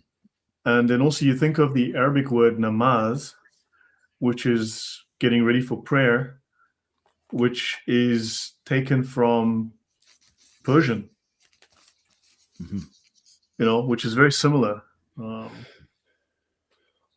But what's very interesting is that Waraka, being a Christian, he chooses to use a Greek word, okay, to call him, it's the nomos, okay, and that is very telling as to what he may be upon, like in terms of, like, we know that he is of Ethiopian ancestry, but we know a lot of them actually was of Ethiopian ancestry. I believe what's the name, Khadija's Uthman. There was another one called Uthman who was supposed to, during the time of Muhammad, was to align with the Byzantine king and to become the king of Mecca and preach Christianity and so forth. We find out that he is also numbered as a child of the Habashi and so forth. So we know that there is a very much so strong Christian connection with that family and a very strong Ethiopian connection with that family. We even find out that Zubair was the one who swam across the rivers in Ethiopia to find out who won the war between the Negus and the revolt and all them things. There's a strong Abyssinian connection between these individuals. But it's very interesting that he was putting forward the narrative that for those who know, in the Quran, I believe it's a chapter to do with the Najm, where supposedly, because there's the new narrative of it's the angel Gabriel speaking to Muhammad and calls Muhammad his servant. And this has perplexed people, because there is one narrative to say, no, how could he see God? It's impossible that he saw God. But say, no, he saw him the distance from here to the lottery or whatever the case is. It's like, no, the theologians were arguing it couldn't have been God that he saw. He must have saw the angel Gabriel, and it's the angel Gabriel who's referred to, calling him his servant. But then they're arguing and say, how can an angel call a human a servant? It's only God could be a servant, not knowing that, this visitant on the throne that's in the heavens. If you asked any learned individual, like, who is the person that sits on a throne in heaven, they'll tell you it's either God or the second of God, which is Metatron within inside of Judaic literature, or is Jesus within inside of Christian literature. That is the person who sits on the throne, and that's the person who called to Muhammad and called him his slave or his servant. So it's very interesting stuff once you kind of break into, kind of figure out what was going on inside of Sean Anthony's Muhammad and the Empires of Faith as well. He gives a beautiful correlation and connection to show that within inside of the 7th century, this famous Iqra narrative of read or sing is well known throughout late antiquity, because the very same storyline within inside of Caedmon, which is in England, has the same stuff. It's like sing. Oh, I can't. What do you mean? I can't read or I can't sing. Like, and then the angel or the visitant is keep telling them 3 times over to do it, and then finally he starts speaking in the language, the vulgar language, so the English language instead of the liturgical language, and started making up songs and praising the creator for his creation and so forth. So basically, the same. If you like if you put them line for line next to each other, you'd be like, hold on, the Ikra narrative and Caedmon's narrative, like line for line, is exactly the same. And it's not that they're copying one from each other, okay? Because even though they're both supposedly in the 7th century, so Caedmon's in the 7th century, and then the Ikra narrative is in the 7th century, but they're like I don't even know how many miles away, like 60,000 miles away, whatever the case is, that they're very far distance away from each other. So they couldn't possibly be, copying from each other. But it's the fact that it's part of the late antique trope amongst Christians to put forward a similar narrative. And they're just coming from the same source, basically. So it's very, very interesting. I would definitely say a book to buy for everybody out there is Sean Anthony's Mohammedan Empires of Faith, and he really goes You're through everything. getting the lost technology from Flying Carpet Airways, because how did Abraham get all the way from Beersheba in Israel all the way down to Mecca to visit his son and go back the same day?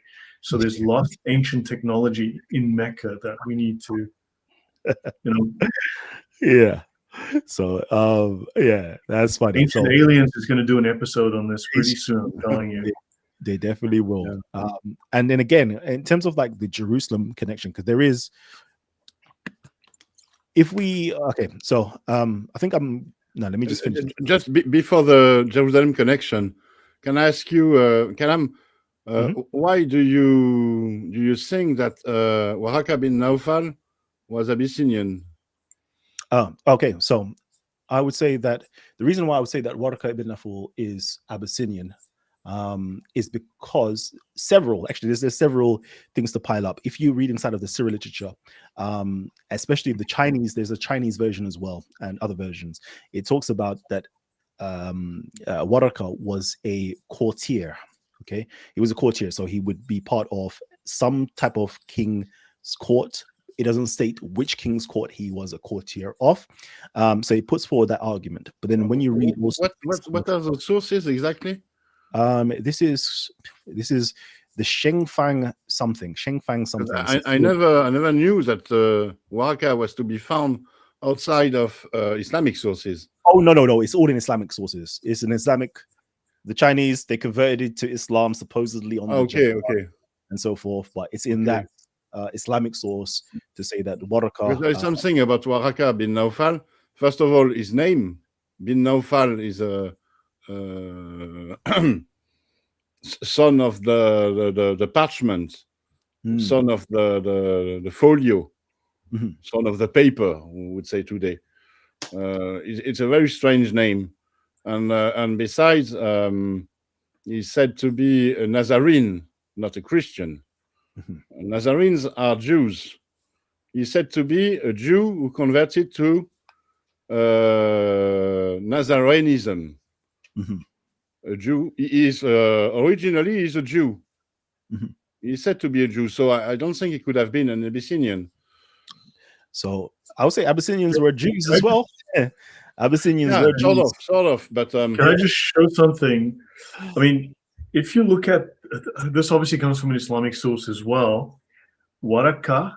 Now, the K, the hard K, is the Central Arabian pronunciation. Whereas if you look at Yemen, they often had a softer qa. So this is ka versus qa, right? But warak.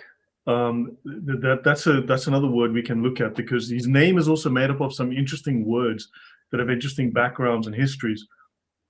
But it says biographical details are few in number and legendary in character, right? They all relate to his role in basically spreading Muhammad's revelation.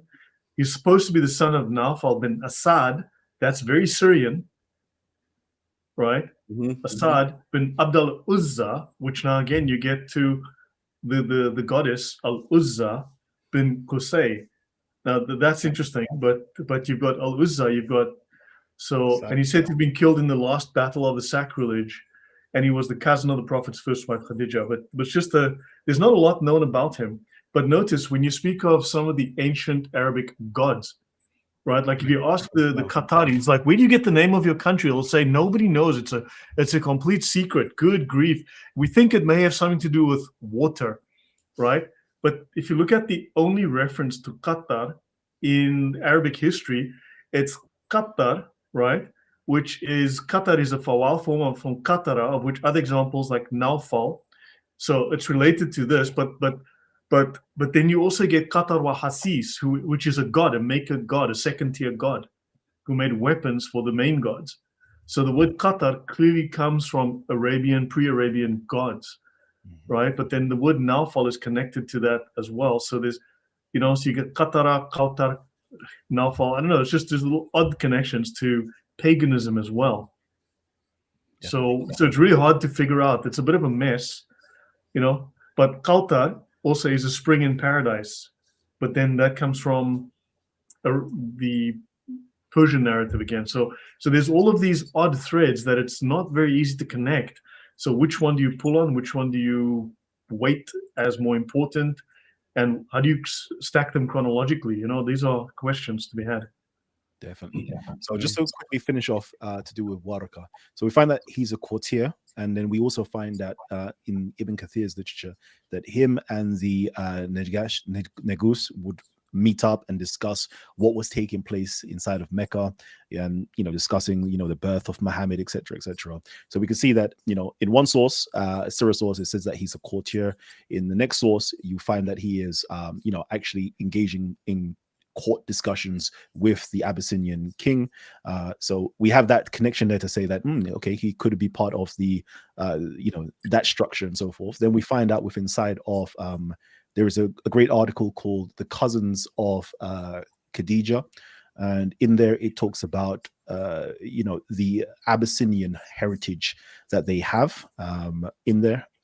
There's a certain book called the children, Nasab, the children of Habashi, basically, and certain individuals in their ancestry is stated to come from Abyssinia as well. We also find even the word Abdul. You brought up the name Abdul Uzza. Uzza, when you find out as well, you go into, I think it's the Kitab al-Asnab. It's to do with Ibn Kalbi. Ibn Kalbi talking about the different idols. I'm not going to say this is historical or this is true and so forth, but they describe Uzza as being an Ethiopian woman, as an Ethiopian deity itself as well. So we can see that there is some type of affiliation with Ethiopia somehow.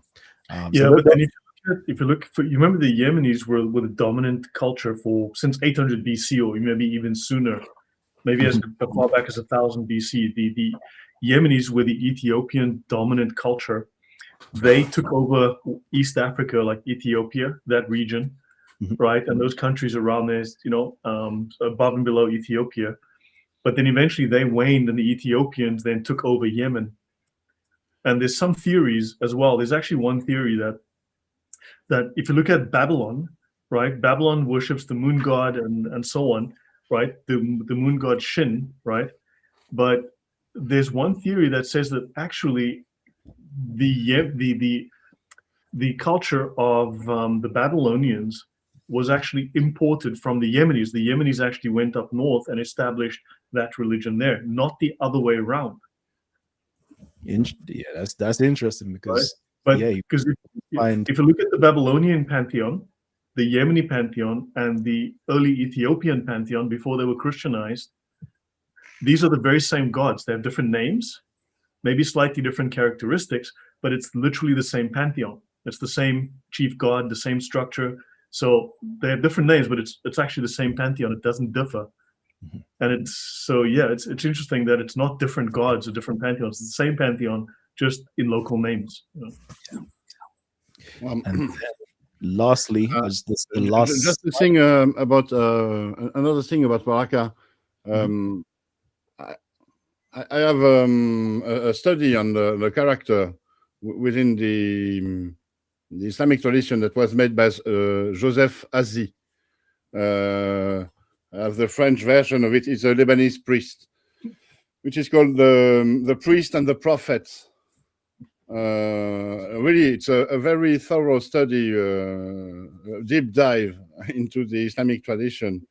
And it makes a very strong case for Waraka having been a Nazarene Jew, an Ebionite, and there's nothing about Abyssinia or Ethiopia. I find it a bit far-fetched, to be frank with you. It might make sense because as a Jew, he could write and speak Hebrew, Aramaic, and so on, and so he could have been the courtier that you described. But in the end, I think he's much more closer to an Ebionite or Nazarene background than an Ethiopian one. Is it possible to? Is it in English? The article? Or? Yeah, it's not an article. It's a book. Oh, it's a book. Oh, cool. It's a book. Yeah, and there is an English version, an English translation. I know it exists on Amazon. The good friend Mel. Hello, Mel. Yeah, Mel, do you want to join us online? I can drop the link. You're welcome to jump in. Yeah. Before we move on from the Nomos section, I would like to just mention something, but I'll let you carry on first. So just to conclude my point on Waraka, I don't think he's an historical character at all. No. It's a sort of reminiscence of the influence of Ebionism and Nazarenism on the very early Muslims, or pseudo or so-called Muslims, and because it is it's a contradiction within the Islamic narrative. There are several hadiths that are very, very odd about him.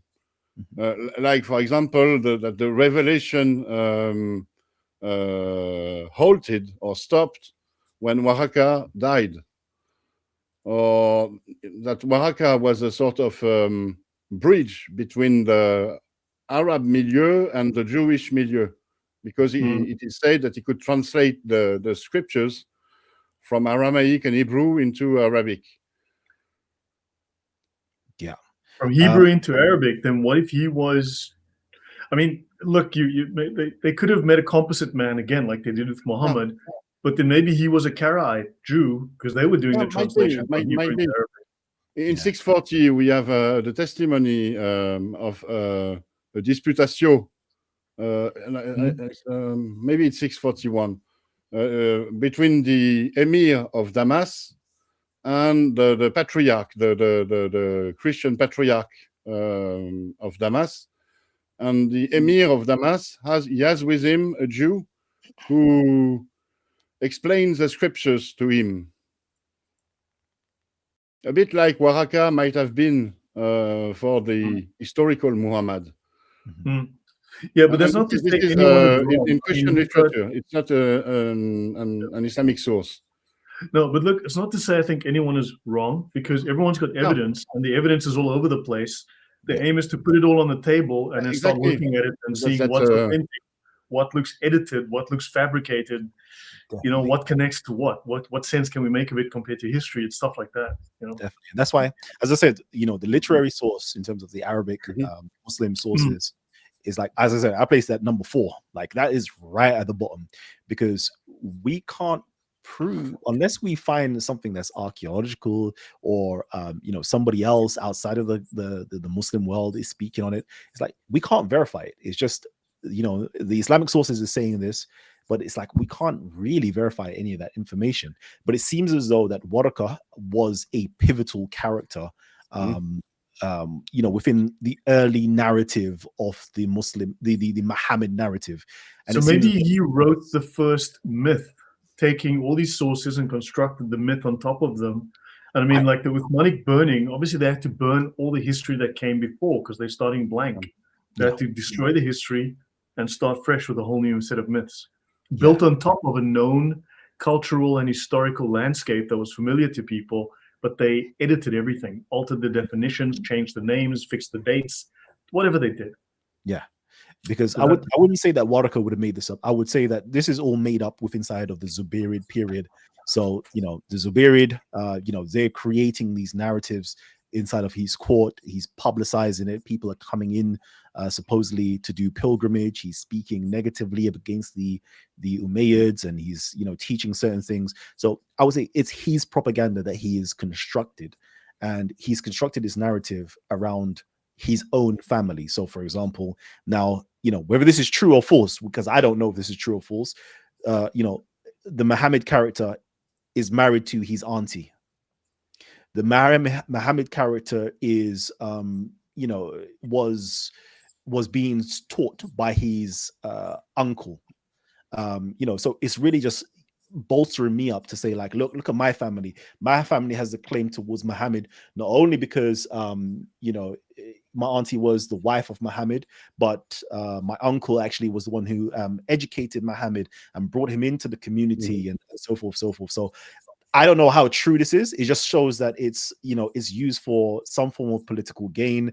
Is to bolster up my status, to make it look like I am somebody who's important, and so forth. So I don't know how true these stories really are, because we can't really verify it. It seems though that for me, it would be more plausible that it is of Abyssinian connection. I'm not saying that specifically they need to be Abyssinian in terms of like ancestry, but in terms of the culture of Abyssinia, in terms of being of Abyssinian Christianity. Because if we look on the Arabian Peninsula, really and truly, we have inscriptions in Ge'ez of the books of Psalms. We have inscriptions that has like Psalms quoted, Isaiah quoted, different prophets quoted. Like, we have these inscriptions to know that when Caleb and the rest of the Ethiopians spread their Christianity, the liturgy took place within inside of the Ge'ez language. That was the language of the liturgy. So to me, it just seems more plausible that these people had the Abyssinian connection versus anything else. And I could be wrong, but there's nothing to really substantiate it, apart from the fact that we have these inscriptions to know that this was the language that was pushed forward as part of the empiric religion. But apart from anything else, it's like the literature. I don't know. I can't really tell just from the literature alone if these people truly existed. Yeah. If I may, on the previous slide, and there were just a couple of things. First, that nomos, yes, you're right about what it means. It also means those who don't believe that Muhammad existed. So just putting it out there. And the you said about this story that it is supposed to be Jesus basically appearing to in the cave of Hira. Actually, there was a comment here from You Can Do It Too, saying if Waraka was Jew or Christian, he would know it is not written that Gabriel ever came to Moses. Actually, that story that you mentioned, it never mentions Gabriel. So you're absolutely right. In fact, the Hadith says the truth came to Muhammad, and then it says, and then the angel appeared and choked him a few times, and then when he goes to Waraka, Waraka says, "Oh, this must be the same angel that appeared to Moses." And of course, later they say, "Well, that's Gabriel," but this was a Judeo-Christian culture. So if somebody used that example, the same angel that appeared to Moses, they would have thought, okay, that's Jesus. Basically, like he appeared as well, pre-incarnation, basically. So everything in that hadith has nothing, it doesn't say Gabriel, so that is created later, which makes me think hadiths have a lot of information, but not truth. It's almost like if we really read between the lines, we might actually see a pre-Islamic story that was starting to be fabricated, and they were already telling the story about this guy who was visited by Jesus, but but not the full story, and that makes it into the full story much later on. But yeah, I think you're absolutely right, because everything else in that hadith, it doesn't mention Gabriel, and it says things like the truth came upon Muhammad. So it's like, yeah, these people were talking about Jesus. There you go. That's it. Exactly that. So for me, I'm always thinking, what is the purpose of the story? And clearly, the purpose of the story is to give witness and authentication, and to who is it trying to deliver that to? From the time I say the truth came, I already know that the only person who is the truth, the way, and the life is Jesus. So what the truth? Jesus came to Muhammad. If I'm a Christian living in that time, is that what it means? Oh, and it was the nomos. I know who the nomos is. Jesus says, "I am the law of Moses." Jesus was the one who came as the logos in the burning bush towards Moses and so forth. So, like, as a Christian who understood the scripture, it gave credence to the Muhammad narrative as being the apostle, because as I said before, there is different ways of becoming an apostle. So if you read back, there is either being a disciple of Jesus, being part of the 12, therefore you were sent out so you could be an apostle. Nobody's alive today that's part of the 12, so you can't be apostle that way. There's a second way, which is the election way, where the college of bishops or the community of apostles come together and they choose this person to be that. And then we find again inside of the Kaaba narrative, you have somebody, you have Bakum. Bakum is a very famous name. Pakum is a very famous name in terms of monastery inside of Egypt, southern Egypt, and so forth. He sets up monasteries all over. All monasteries today is based upon Pakumis, and he has the same narrative of an angel writing laws down and so forth. But that's besides the point. You find that Muhammad is now elected as being the most, he should put the final piece into play in terms of the black stone and so forth. So you can see that they're trying to incorporate things of Christianity in there, the election narrative. Then another way is how Paul became an apostle as well, is by having an encounter with the resurrected Christ, and the resurrected Christ giving him his mission and sending him forward. So they try to authenticate Muhammad as being a prophet or an apostle, just like Paul, to say that he had this encounter. He saw, the resurrected Christ Jesus sat upon the throne, and he is the nomos. He gave him this mission. He confirmed. He says that you are the apostle. Now go forward and warn the people. Arise and warn, and blah blah blah. There's like a whole length towards the whole narrative as well. So you can see that the whole purpose of creating it is just to say, yes, we're authenticating that he was an apostle. Listen, Waraka, if he truly did exist in your day and time, we all know that Waraka was, the most learned Christian amongst all of us. We can argue and say if he was a Christian or wasn't a Christian, he was the most learned. Nazarene. Use the word Nazarene. He was the most learned Nazarene amongst all of us. So if he said that Muhammad was an apostle and he would support Muhammad and back him, then who are you as a community? You guys should be behind him. If he was behind Waraka, then so should you be behind Muhammad. So to me, that's what the story is trying to get across. How true or false that is, Allahu Alam. Yeah, nobody knows. Because we can't tell. There's nothing to verify this at all except from the Islamic narrative. Yeah, and just to add a little complexity, there's another way to be an apostle, a Rasulullah. It's by pretending to be Jesus' second coming, like Ali claimed to be in the Shiite sources, or maybe Abdul Malik. I don't know. You see, and everything kinds of mixes and blends together. That's another way as well. Sorry, forgive me, because the apostle par excellence is, of course, Jesus with inside of, I think is it Hebrews? It talks about him being the apostle, and every other apostle is basically sent. Every apostle, Jesus said, "I will send out prophets and etc., and learned men and scribes, etc." So Jesus is the the apostle par excellence.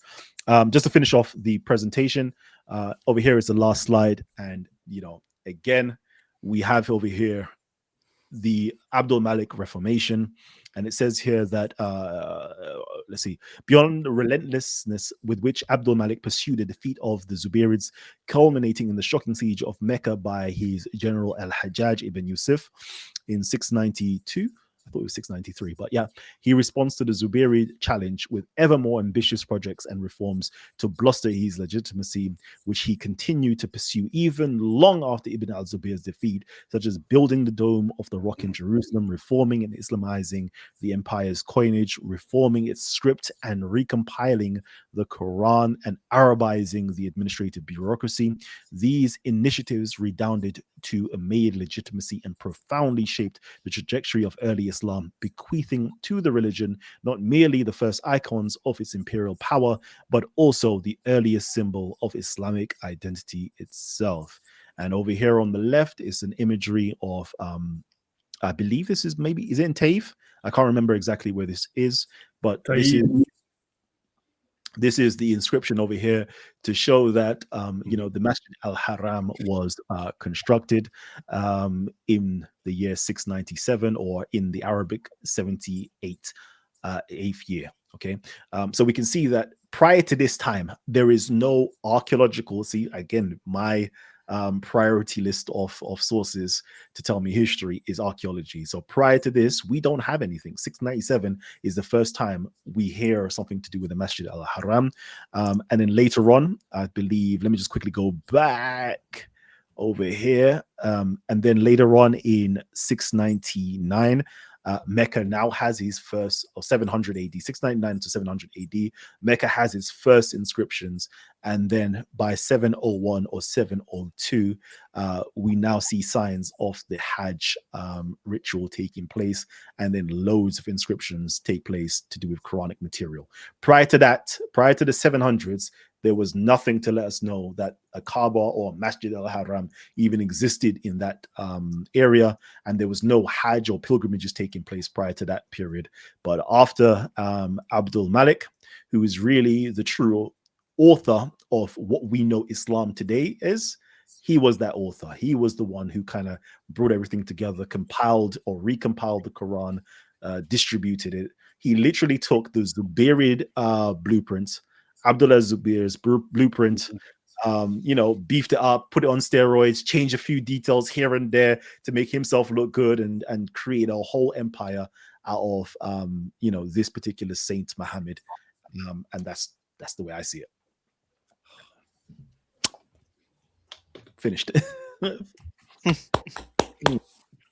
Bravo. Okay. Phenomenal. So that inscription, I think I heard from things Jay Smith said that it's now been blown up, so it's not there anymore, but we have the picture. So if that's the case, well, we have it. But I found it curious that it says very clearly that it is when the Masjid al-Haram was built, and in the Islamic Awareness website they write all of that is when it was refurbished, because Abdullah ibn al-Zubayr had this fight, and that's just not in there. But one thing of note is that it doesn't say Mecca, so we can still give it to Abdul Malik. So he creates now the Masjid al-Haram and the Masjid al-Aqsa, or at least starts building it. So everything is pointing at him, but there is nothing else from before. Now that I mentioned the Islamic Awareness website as well, there is, I think Patricia Krohn said that the first inscription that mentions Islam is in the 8th century. And in the Islamic Awareness website, they have one inscription that they say, oh, well, Patricia Krohn ignored this one. There is an inscription from, I think, 680 or something like that. And they say, well, it says Islam. It's like, I've unpacked that one on my channel. I've zoomed in as much as possible. It doesn't say Islam. So it's kind of like curious. You go through the Islamic Awareness website, and if there is something that completely debunks this revisionist view of Islam, is like, they're probably lying. Don't take what they are saying. Look at the actual source, because there are cases where they are doing these nasty tricks. Definitely. 100. All right. I'm here for another 10 minutes. So let me know, family, in the comment section. Is there any questions, comments, and anything where you want us to point us to, areas of research that we should get into? Because I'm not claiming that I know everything. This is just my research that I found, definitely in regards to Mecca and, how it developed and how it came into being, the Kaaba, how it came into being. I actually rewatched one of your videos, JC. I think you had somebody else on talking about the use of Mecca in the Quran. And I remember I had done studies on this like years ago, and I was like, "Yep, that's exactly what happened there. That doesn't mean the place Mecca at all, etc., etc." So it's like very good content.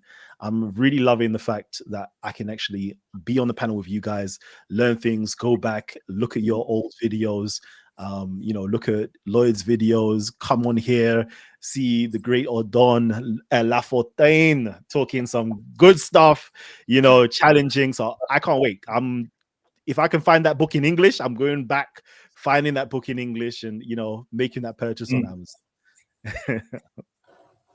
No, I mean there's room to build on this, because clearly they took, if you just look at the language from that angle, they took a lot of stuff from Christianity, from what looks like Syriac Christianity. Then they took stuff from Ethiopia, clearly, and they had to somehow combine the two, along with the geography where they had to start fresh in Arabia. But they were sandwiched between the Syrian aspect and the Yemeni Ethiopic aspect, and they started clean in the middle, and they had to somehow take existing ideas and construct a new myth.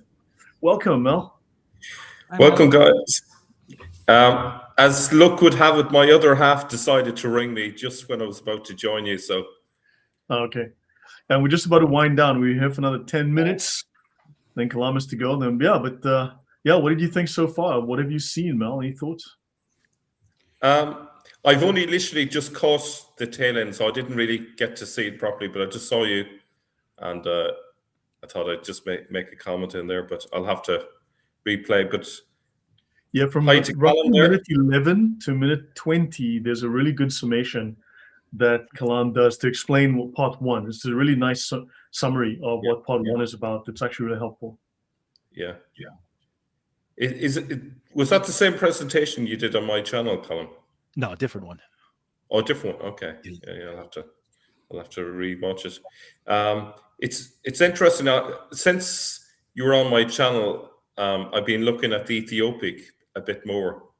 I saw. So I was like, yeah. A lot of my followers were calling me and be like, "Oh, did you check this out?" And I said, "Oh, I didn't even know. Let me go and check it out."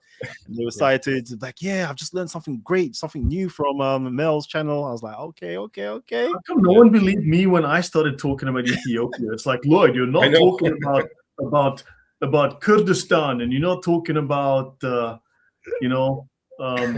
Iraq, because Islam starts in 570. And it goes north and then nothing happened before that. Nothing. I was looking at this book today. I don't know if you've seen it. Yeah. It's Gabriel Reynolds' book, and there's a mention there about the story of Abraham and his father, and Abraham confronting him about the idols, and that comes from the Book of Jubilees, which is found in Gaiz. So obviously. Whoever wrote the Quran is aware of this, must be able to read Ethiopic, which is unusual, even if Arabia is next door. So I think, guys, you're onto something. Well, the Ethiopians had a Bible from the third century, right? They had those books, and they'd occupied that region for decades in the 3rd century already. And they had a temple, a cathedral in Marib and in Sanna. They had several large ones. So they had their Bible, and they traded. They would travel with it, right? Their armies had their priests. And then Muhammad is reputed to have spoken only 2 languages, the second one of which is Ethiopic, right? Or the Ge'ez. Yeah. But what's interesting, considering Arabia and the fact that Aramaic was dominant, the word that should be used for the devil should be Satan, because that was the standard word. But they went for the Ethiopic, Shaitan. Yeah. So why did they go for that? So I think it raised a lot of question marks. Well, I did an analysis of like the 300 major foreign loanwords, right? In the Quran, there's like over 2,000 foreign loanwords, but the 300 major ones are divided like roughly 55% are Syriac Aramaic, about 15% are Ethiopic. So that's 70% of the words in the Quran are just from those 2.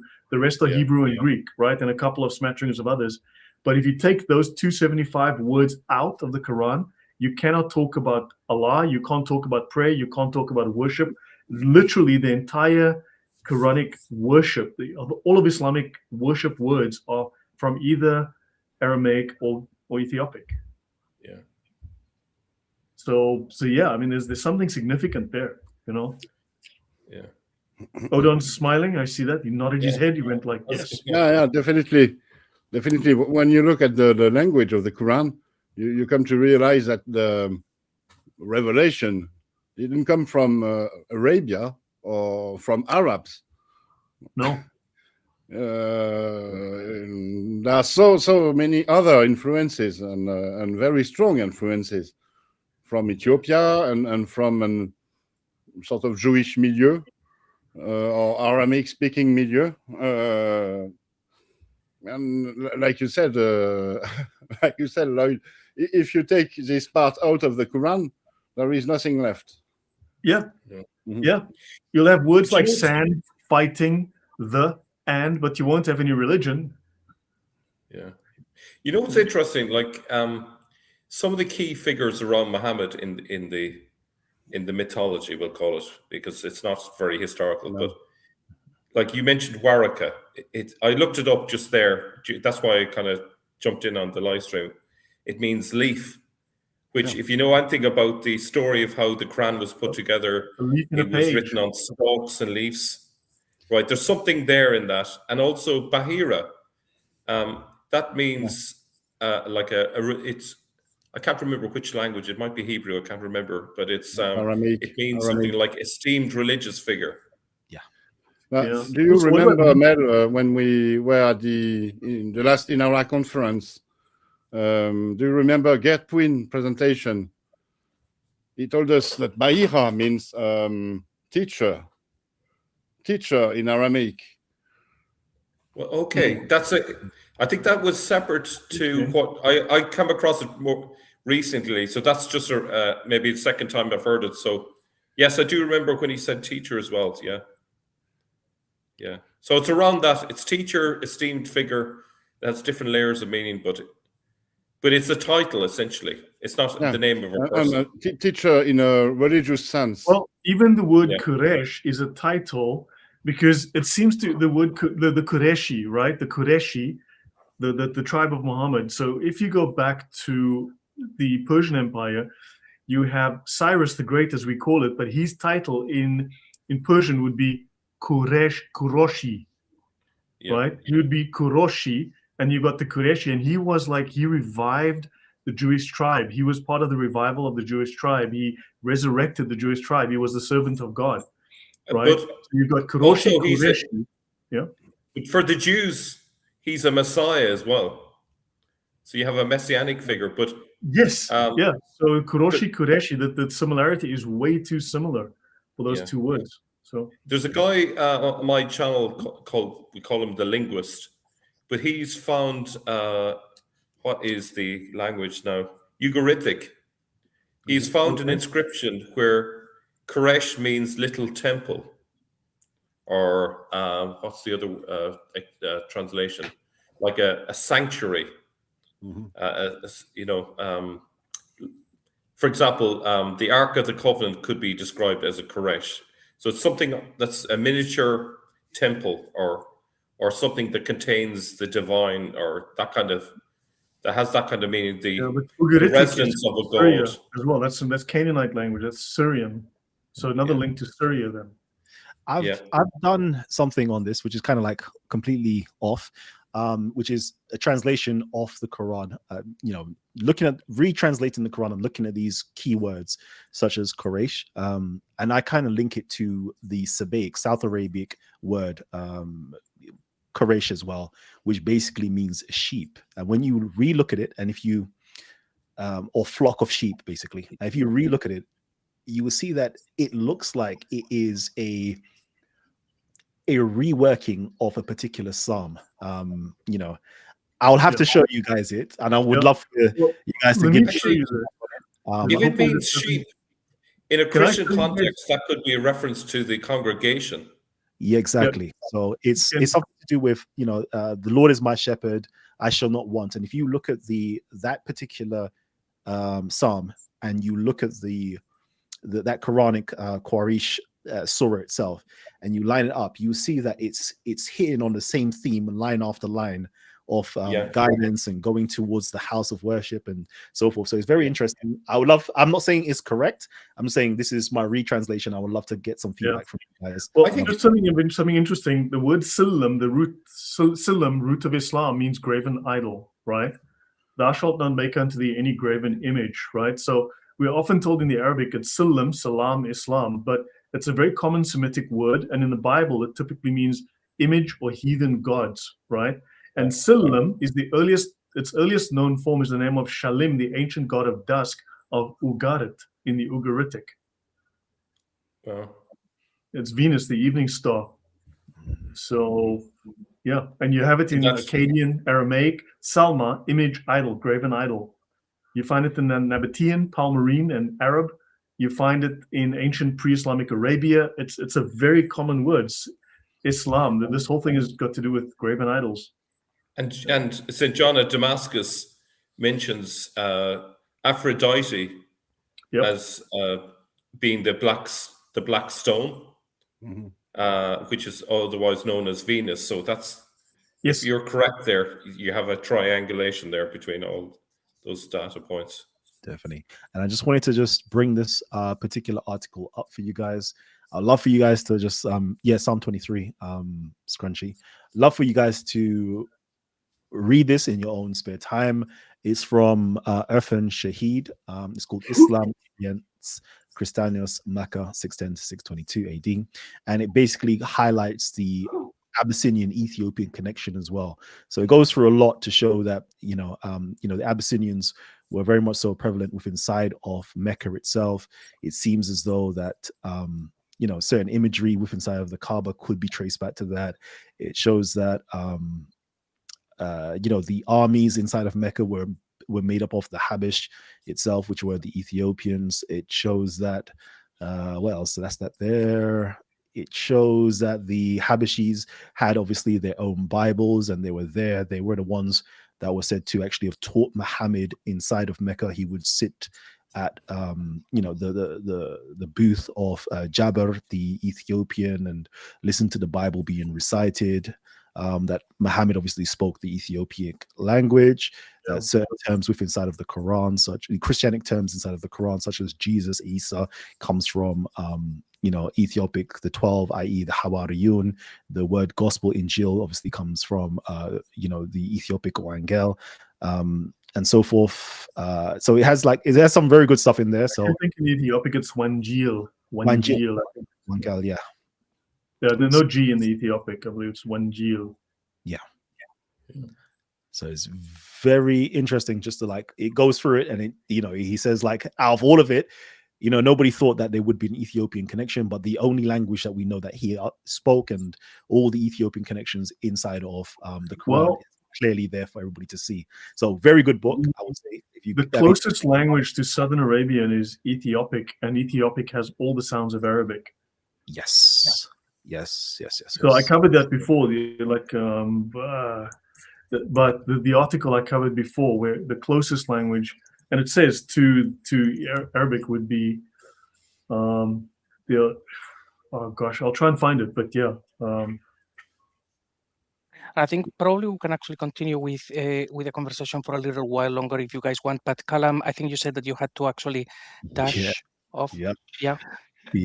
So hopefully we actually can pick this up again soon. Let me show one last thing. Abyssinian, philologically Ethiopic, the ancient language of Abyssinia, is the most closely related to Arabic of all the Semitic languages. Indeed. And it's very interesting because once you start reading the Ethiopic, I've started to teach myself some Ge'ez and the Sabaic, and it's like, wow, there's so much parallels inside of the language and inside of the culture and the customs.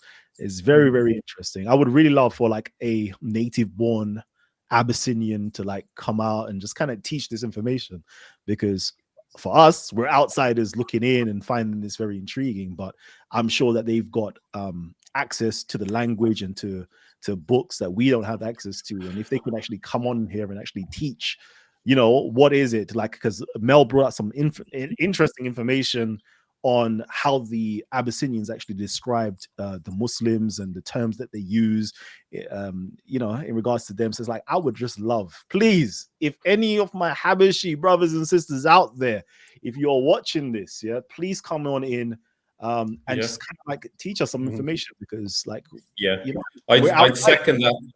Like, it shouldn't be the likes of me from Ireland that's finding stuff out about Ethiopia, or even it's a tiny bit. Like, they're Ethiopians sitting on information that they should be sharing, and who knows what they know. They may not realize how important it is. We didn't know Kalam a few years ago, but I started speaking extensively. I mean, we've had long conversations about Ethiopia. What was so difficult to believe about me posing Ethiopia as a source? Because remember, I complained about J. Smith being stuck at 570 plus and only north. I mean, what was so hard to think about Ethiopia as a source? Because Kalam makes a very strong argument. Your thoughts? Is that to Kalam or me? No, to you. Well, what made it so hard to accept Ethiopia as a source? Well, for me, it was, I suppose there's a temptation that you're looking for it's like, Occam's razor. You're trying to find the simplest explanation. And there was a lot of convergence up in the north, and still are. But then if you have other stuff that's happening hundreds of miles away, that makes things a little bit more complicated. I suppose that would be my initial sort of hesitation. And also the problem is there's sometimes coincidences happen. There's also similarities that happen across languages. And the other thing is, for example, the vocabulary side of things, we need to be aware that because of trade, keywords travel, and they haven't just got to the writers of the Quran because they went to Ethiopia. It's likely that Ethiopic words were in Arabia as well. So that's the Ethiopians were in Arabia. But now you've got archaeology, you've got historical records, you've got this, just the amount of connectivity is adding up. It's not just the one word, it's extensive. Oh, absolutely. But that was where I was, say, 2 or 3 years ago. But I'm, as you're presenting new evidence, I'm kind of beginning to go, okay, I need to take it a bit more seriously now. Let's let Kalam go, and then we continue a little bit. Guys, let him go. I'm going to be. Thank you. I'll have you guys in my headphone. If you're continuing live on here still, I'll have you guys in my headphone. But family, I've got to go and deal with family right now. So okay, cool, man. Thanks. We'll be in touch. The panel section. Awesome presentation. Thank you. Thank you. All right. So yeah, guys, we can wind down. I mean, your thoughts. But I mean, Kalam he's been doing this longer than I have, but I mean, he's only gone really public with it, at least in our group recently. I came out with this some time ago. It wasn't very well accepted, but now it seems to become like, yeah, we all knew that. It's obvious. I think is that Kalam is very focused, like on that area. And when anyone of us, maybe we've been doing research, we've been all over the place looking at many different areas. So it's good to have one researcher who will zero in on one area, a little bit like with Dan Gibson, and then just looking at every single possibility around Petra. Because like this, we can get the things that work and the ones that don't. Also, I think Usama said something at the beginning, everything in Islam is a lie. Every time they say something is a lie, it shouldn't surprise us that this whole thing is really such a mess. And since the Quran has words in so many languages, it is also possible that the Quran comes predominantly from one region, then they put it all together as a mess because it has no order, it has nothing.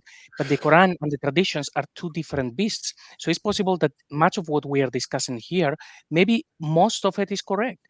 A lot of it happened in the north, a lot of it happened in the south, and a lot of it happened hundreds of years later. So it's like you said, Lloyd, we just take all of these pieces, we put them all on the table, and then we see, okay, how do we make them all fit? But it's possible that it's all of those empires all combined over hundreds of years. No, we're reverse engineering it now, right? What's fabrication? What is myth that is built on historical fact, what is a bit of editing, what's a little, you got to figure that, well, what's a red herring, all of these things. We're starting to reverse engineer it now and creating a coherent narrative. And look, we're all converging on the same point. I think we know, yes, there's a northern aspect, yes, there's a southern aspect, yes, there's an African aspect. Now it's working out what do we throw away, what do we keep, right? Yeah, and it's finding at the hypothesis that ably brings it all together in a coherent fashion as far as is possible. That's the crucial bit. Yeah, and we can tie it to history. Kalam's provided a lot of evidence. We can start. This gives us a framework, a historical framework to work off of, and then from there you can compare the myth to the facts, right? And how could they plausibly have created a fiction on top of that? Yeah. I think the obvious thing that we can all agree on is that an awful lot of fiction was created, an awful lot of lies were told.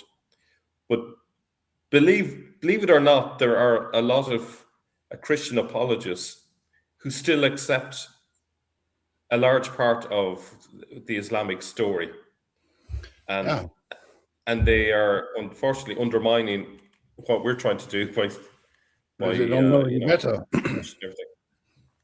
Right. Saint Thomas Aquinas, when he wrote about Islam, he sort of took the Islamic narrative for granted.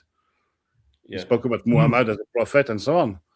So yeah, and in fact, I mean, now they are the benefits of what we know now, but and now they're smearing John of Damascus as, oh yeah, he clearly didn't know what he was talking about because he doesn't support the standard narrative.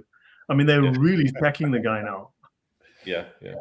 And maybe he was right, Yeah. Yeah, actually, I don't think that part of John of Damascus was actually written by him. I think it was added at a later period, but it's not. It doesn't matter either way because it's still a record which contradicts the later narrative. It shows that the narrative has changed, and that's the key thing. Agreed. And it probably went through many iterations. It's a bit like fixing software. It goes through many iterations. They find a bug, they fix it, and I think that was what you were presenting in the last summer, Odon.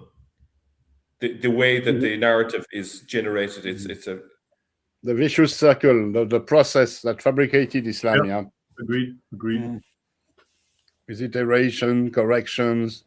Yeah, I mean the hardware was fixed, so the existing hardware was fixed, so they had to fiddle with the software.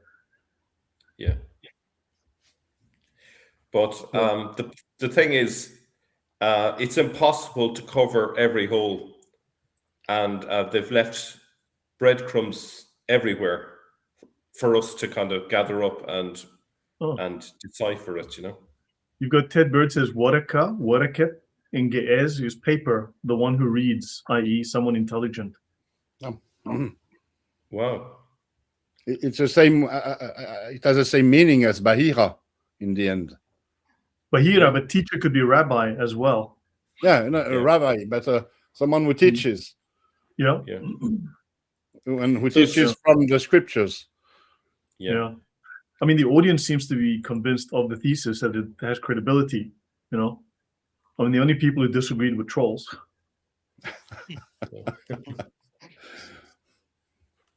And probably Christian apologists, although I think Christian apologists will actually see the light. They realize that much of the narrative is a fabrication, but then they will pick and choose some sections and say, okay, well, that one is true. Well, that one is true. It's like, no. I start with the whole thing is false, okay, and read things critically and see what happens. And even through the Quran, we see it tells a very different story. And these things are starting to snowball. So I think it's only a matter of time before people realizes that it must. I mean, that you can whole see the narrative construction. is Like false. all of the talk of prophets in the Quran is from the Hebrew, right? Everything about prophets is from the Hebrew. Then everything about prayer is from this language, and everything about this aspect is from that language. So you can see they've constructed from different cultures. They've built. It's not organic. It's constructed. Well, if you were trying to create a new religion in the 7th century, isn't that what you would do? It'd be like Mambo number 5. You take a little bit from Oh. the Syrians, a little bit from the Egyptians, a little bit from the Ethiopians, and you mesh it together. Yep. But I think it probably evolved organically. I don't think it was conspiracy, but it looks, at first glance, it looks very much like a conspiracy, but I think it happened in stages and it formed organically. Yeah, when you get it was not a new religion. I don't think it was a new religion. It was, like you said, Mel, it started from existing religion. Yes. The waiting for the Messiah, for example, and it evolved. It evolved gradually, but there were some treachery and some deceit in the process. It's not that organic. Yeah, I get you. Yeah. I think I've kind of alluded to that as well earlier. There's a lot of lies and they know what they're up to, But I do think a very rich vein in all of this is to try and identify where names in the narrative turn out to be titles, because I think that kind of can. Quraysh is a title as well. Quraysh technically would be a title as well. So there's a lot of things that are titles and not actual names, but they've repurposed these things. Yeah. Mahmad, Ali. Yeah. And so on. Yeah. Mm-hmm. Of course. But you'll see, it's already making sense in my mind, but I have to chew on it. Do you want to hear my crazy? Do you want to hear my crazy idea of the day? Yeah, come on. Yep, go for it. Yeah, this is total speculation, so please don't kill me for this. So in the Quran, it talks about the story of Iblis and Adam, and Iblis refuses to bow down to Adam. Okay, yeah. And it's used 7 times in the Quran, so it seems like overkill to repeat the same story 7 times. So it must have some symbolic or personal importance. But here's the thing: it's actually the story is discussed in this, and that's why I kind of bring it up today. But there are sources that talk about Adam in terms which can only point to Christ, right? I hope refers to him as priest, prophet, and king, leader, Lord.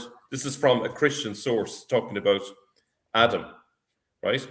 Now, Adam was none of those. The Quran is talking about Adam and Iblis, and Adam is Christ, and Iblis is the next Messiah. Iblis is, now this is my crazy idea, is actually the author of the Quran. He is the person who will not bow down to Christ and wants to basically, who views himself as greater because he is created from the fire, not from the earth. So that's my crazy idea of the day. I'm kind of exploring it at the minute, so it's pure speculation. But I would run with it because intuitions like that, you never know where they end up. There's a reason for it, so I'd run with it.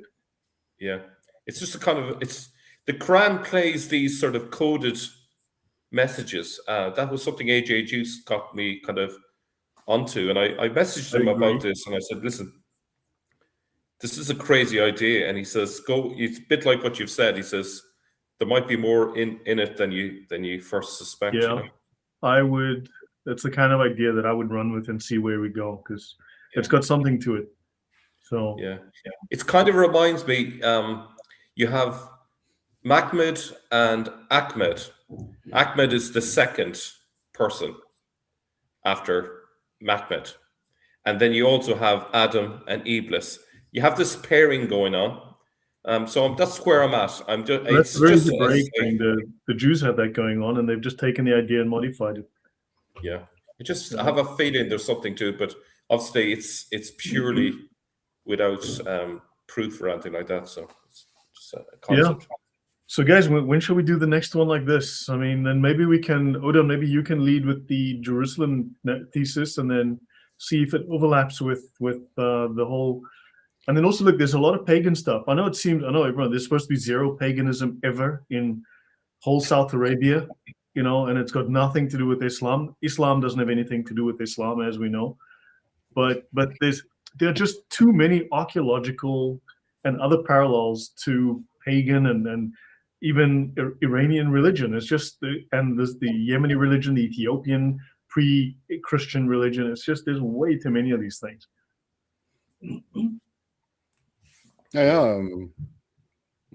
If you want me to rumble on Jerusalem in the Quran and in early Islam, I'm your man. And Yes. I also agree. There were no real pagan activity, but there is a very strong pagan flavor in early Islam and in the Quran and in Islam in general. Yeah, it's more than just minor. And if you go to the history, you go to their stories. If you read, I've got a book it's on Arab narratives and Arab practice up to the time of Muhammad. All right. And these people were primitive, and these people believed in jinns and demons, possession, and they were very violent, very bloodthirsty, and they were very pagan, right? But that's the way every recently Christianized population is. Yeah, but their poetry, their stories, there's records of them. These things are not exactly, shall we say, Islamic or Christian. Having been Christianized, such as the Arabs were in the 7th century, doesn't mean you forget everything about your past, your customs, your reverence to stones, sources, ancient deities. But it doesn't mean you're Hey, is Hussein Mashki here? Yeah. Oh, where is Can I give you an example? 4th century, Ireland became a Catholic country, completely Christianized. And even to today, there are fields that farmers will not cut the grass because that's the home of the fairies. And they will actually direct roads around fairy hills and things like that, And we're talking the 21st century. Yeah, so we have the same in France. Exactly the same. Not with fairies, of course. This is for Irish people, but So is that Hussein Mashni? Oh wow! Hey man, you know what? We were talking about you not that long ago, man. We got to get you on. Wow, how are you doing, man? Nice. Hussein is here, so we need to. Yeah, you're right. So there's something. So look, we need to work out proportions, put them on a timeline. We need to, do something. And there's a lot to discuss here. There's so much to discuss. Hussein, reach out to me or reach out to Usama, because I think we tried to get a hold of you one time for a couple of streams, and Usama reached out, and I don't think we got hold of you. I think I reached out to you on Teams, but because we were on planning some streams and we couldn't reach you. But please, let's get together. So guys, so Usama, Odon. Yeah. So maybe we can do the Jerusalem thesis, revisit that, and see if we have some new insights. And see how we can tie some of this together, because these things are all somehow interconnected. Like I said, I'm your man. Sounds like a plan. So any last words, anyone? Mel, JC, Odon? Wow, that was really, really nice. A lot to chew on, like I said. This calls for more digging, more sneaking.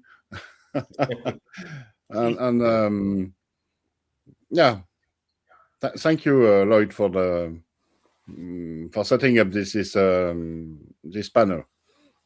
Yeah, you're welcome. Thank you. Actually, JC was the one who first hatched the idea. Thank you. He was the one who first came up with the idea. So, JC, any last words from you before we? Well, thank you very much. Thank you for hosting, and thank you everybody for watching. It's great to actually see that we're trying to put all of the pieces of the jigsaw on a massive table and then trying to see how everything fits. Everybody seems to have different pieces of this massive jigsaw. So if we speak, we will probably solve it in no time. Yeah. I'm probably the closest of everyone to solving it, I've already solved it. Oh, the French way ahead of us, you know. Yeah, Mel, I any thoughts? wonder if they dug up a hole somewhere in Arabia and they found all these books with the whole thing solved. Would we be happy or disappointed Happy, or relieved? very happy. Happy, Very happy. Maybe happy. I don't know. Yeah, it's a tough one. happy. I mean, Great minds think alike. you know, the question is, how soon can we take Islam down before Islam takes Europe and the rest of the world down, right? We're in a bit of a race here, you know. Well, I'm hopeful with Iran is going to change in the next few weeks. It's looking that way.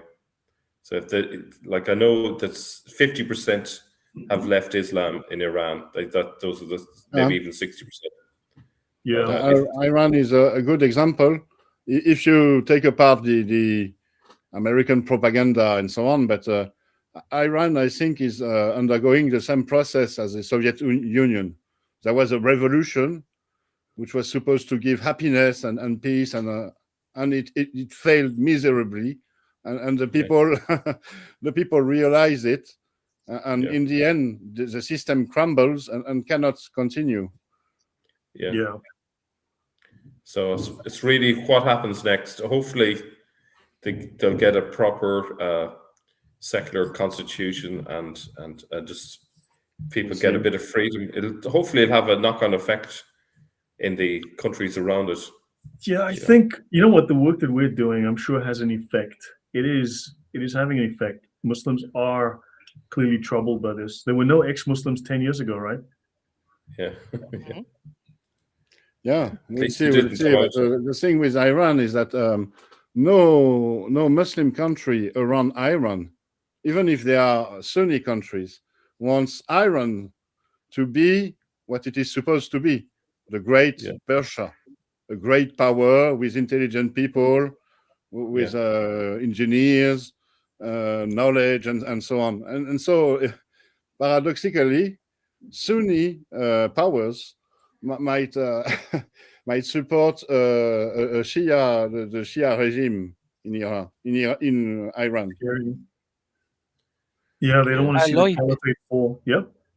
actually, Lloyd, you've been deployed in the Middle East and you understand basically all of that very well. Maybe we should do a talk about what is happening over there. Might be interesting. Yeah, maybe I can look into that. Yeah, I wasn't allowed to travel to Iran. It was against my my work contract because the U.S. government could throw me in prison for that. Yeah, so, that was fun times. Fun times. Yeah, we can definitely talk about that. I mean, the Iranians are a serious threat, but yeah, at least they seem to be falling apart right now. You know, I don't know if you're aware of this, but apart from all that's going on politically, Iran has got a massive water shortage where they're seriously talking about moving the capital to another area because they just don't have enough water. And the Israelis are willing to help them, right? If they would simply just get their heads out of their butts. Yeah. Yeah, that's seriously bad. It makes Islam look bad, which is great though. But yeah, I've met Iranians. I mean, they're great people. You know, they're just very educated. It's a 6,000-year-old civilization. Yeah.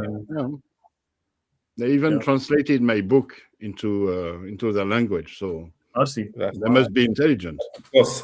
Yeah, no, they are. I mean, so once you meet them, they were very seriously. I've worked with them and I've had them as neighbors and very intelligent people. Pity about Islam, but yeah. So guys, let's call it a night. So we'll be in touch for next week, and we'll see where we go when we do the next one.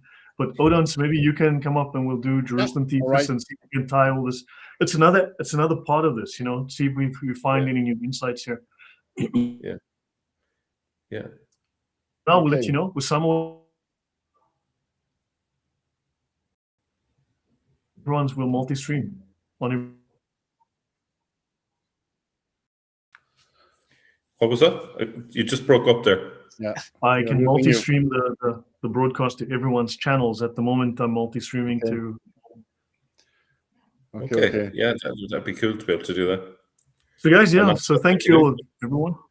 Yep. So we'll call it a night here, but this has been really interesting. A lot of food for thought from Kalam, and thanks for the contributions, guys. Really appreciate the time and effort, and JC for the original idea. Much appreciated.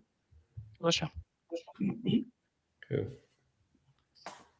Okay, guys, take care. God bless. Good All night. the best, guys. Take care. Bye.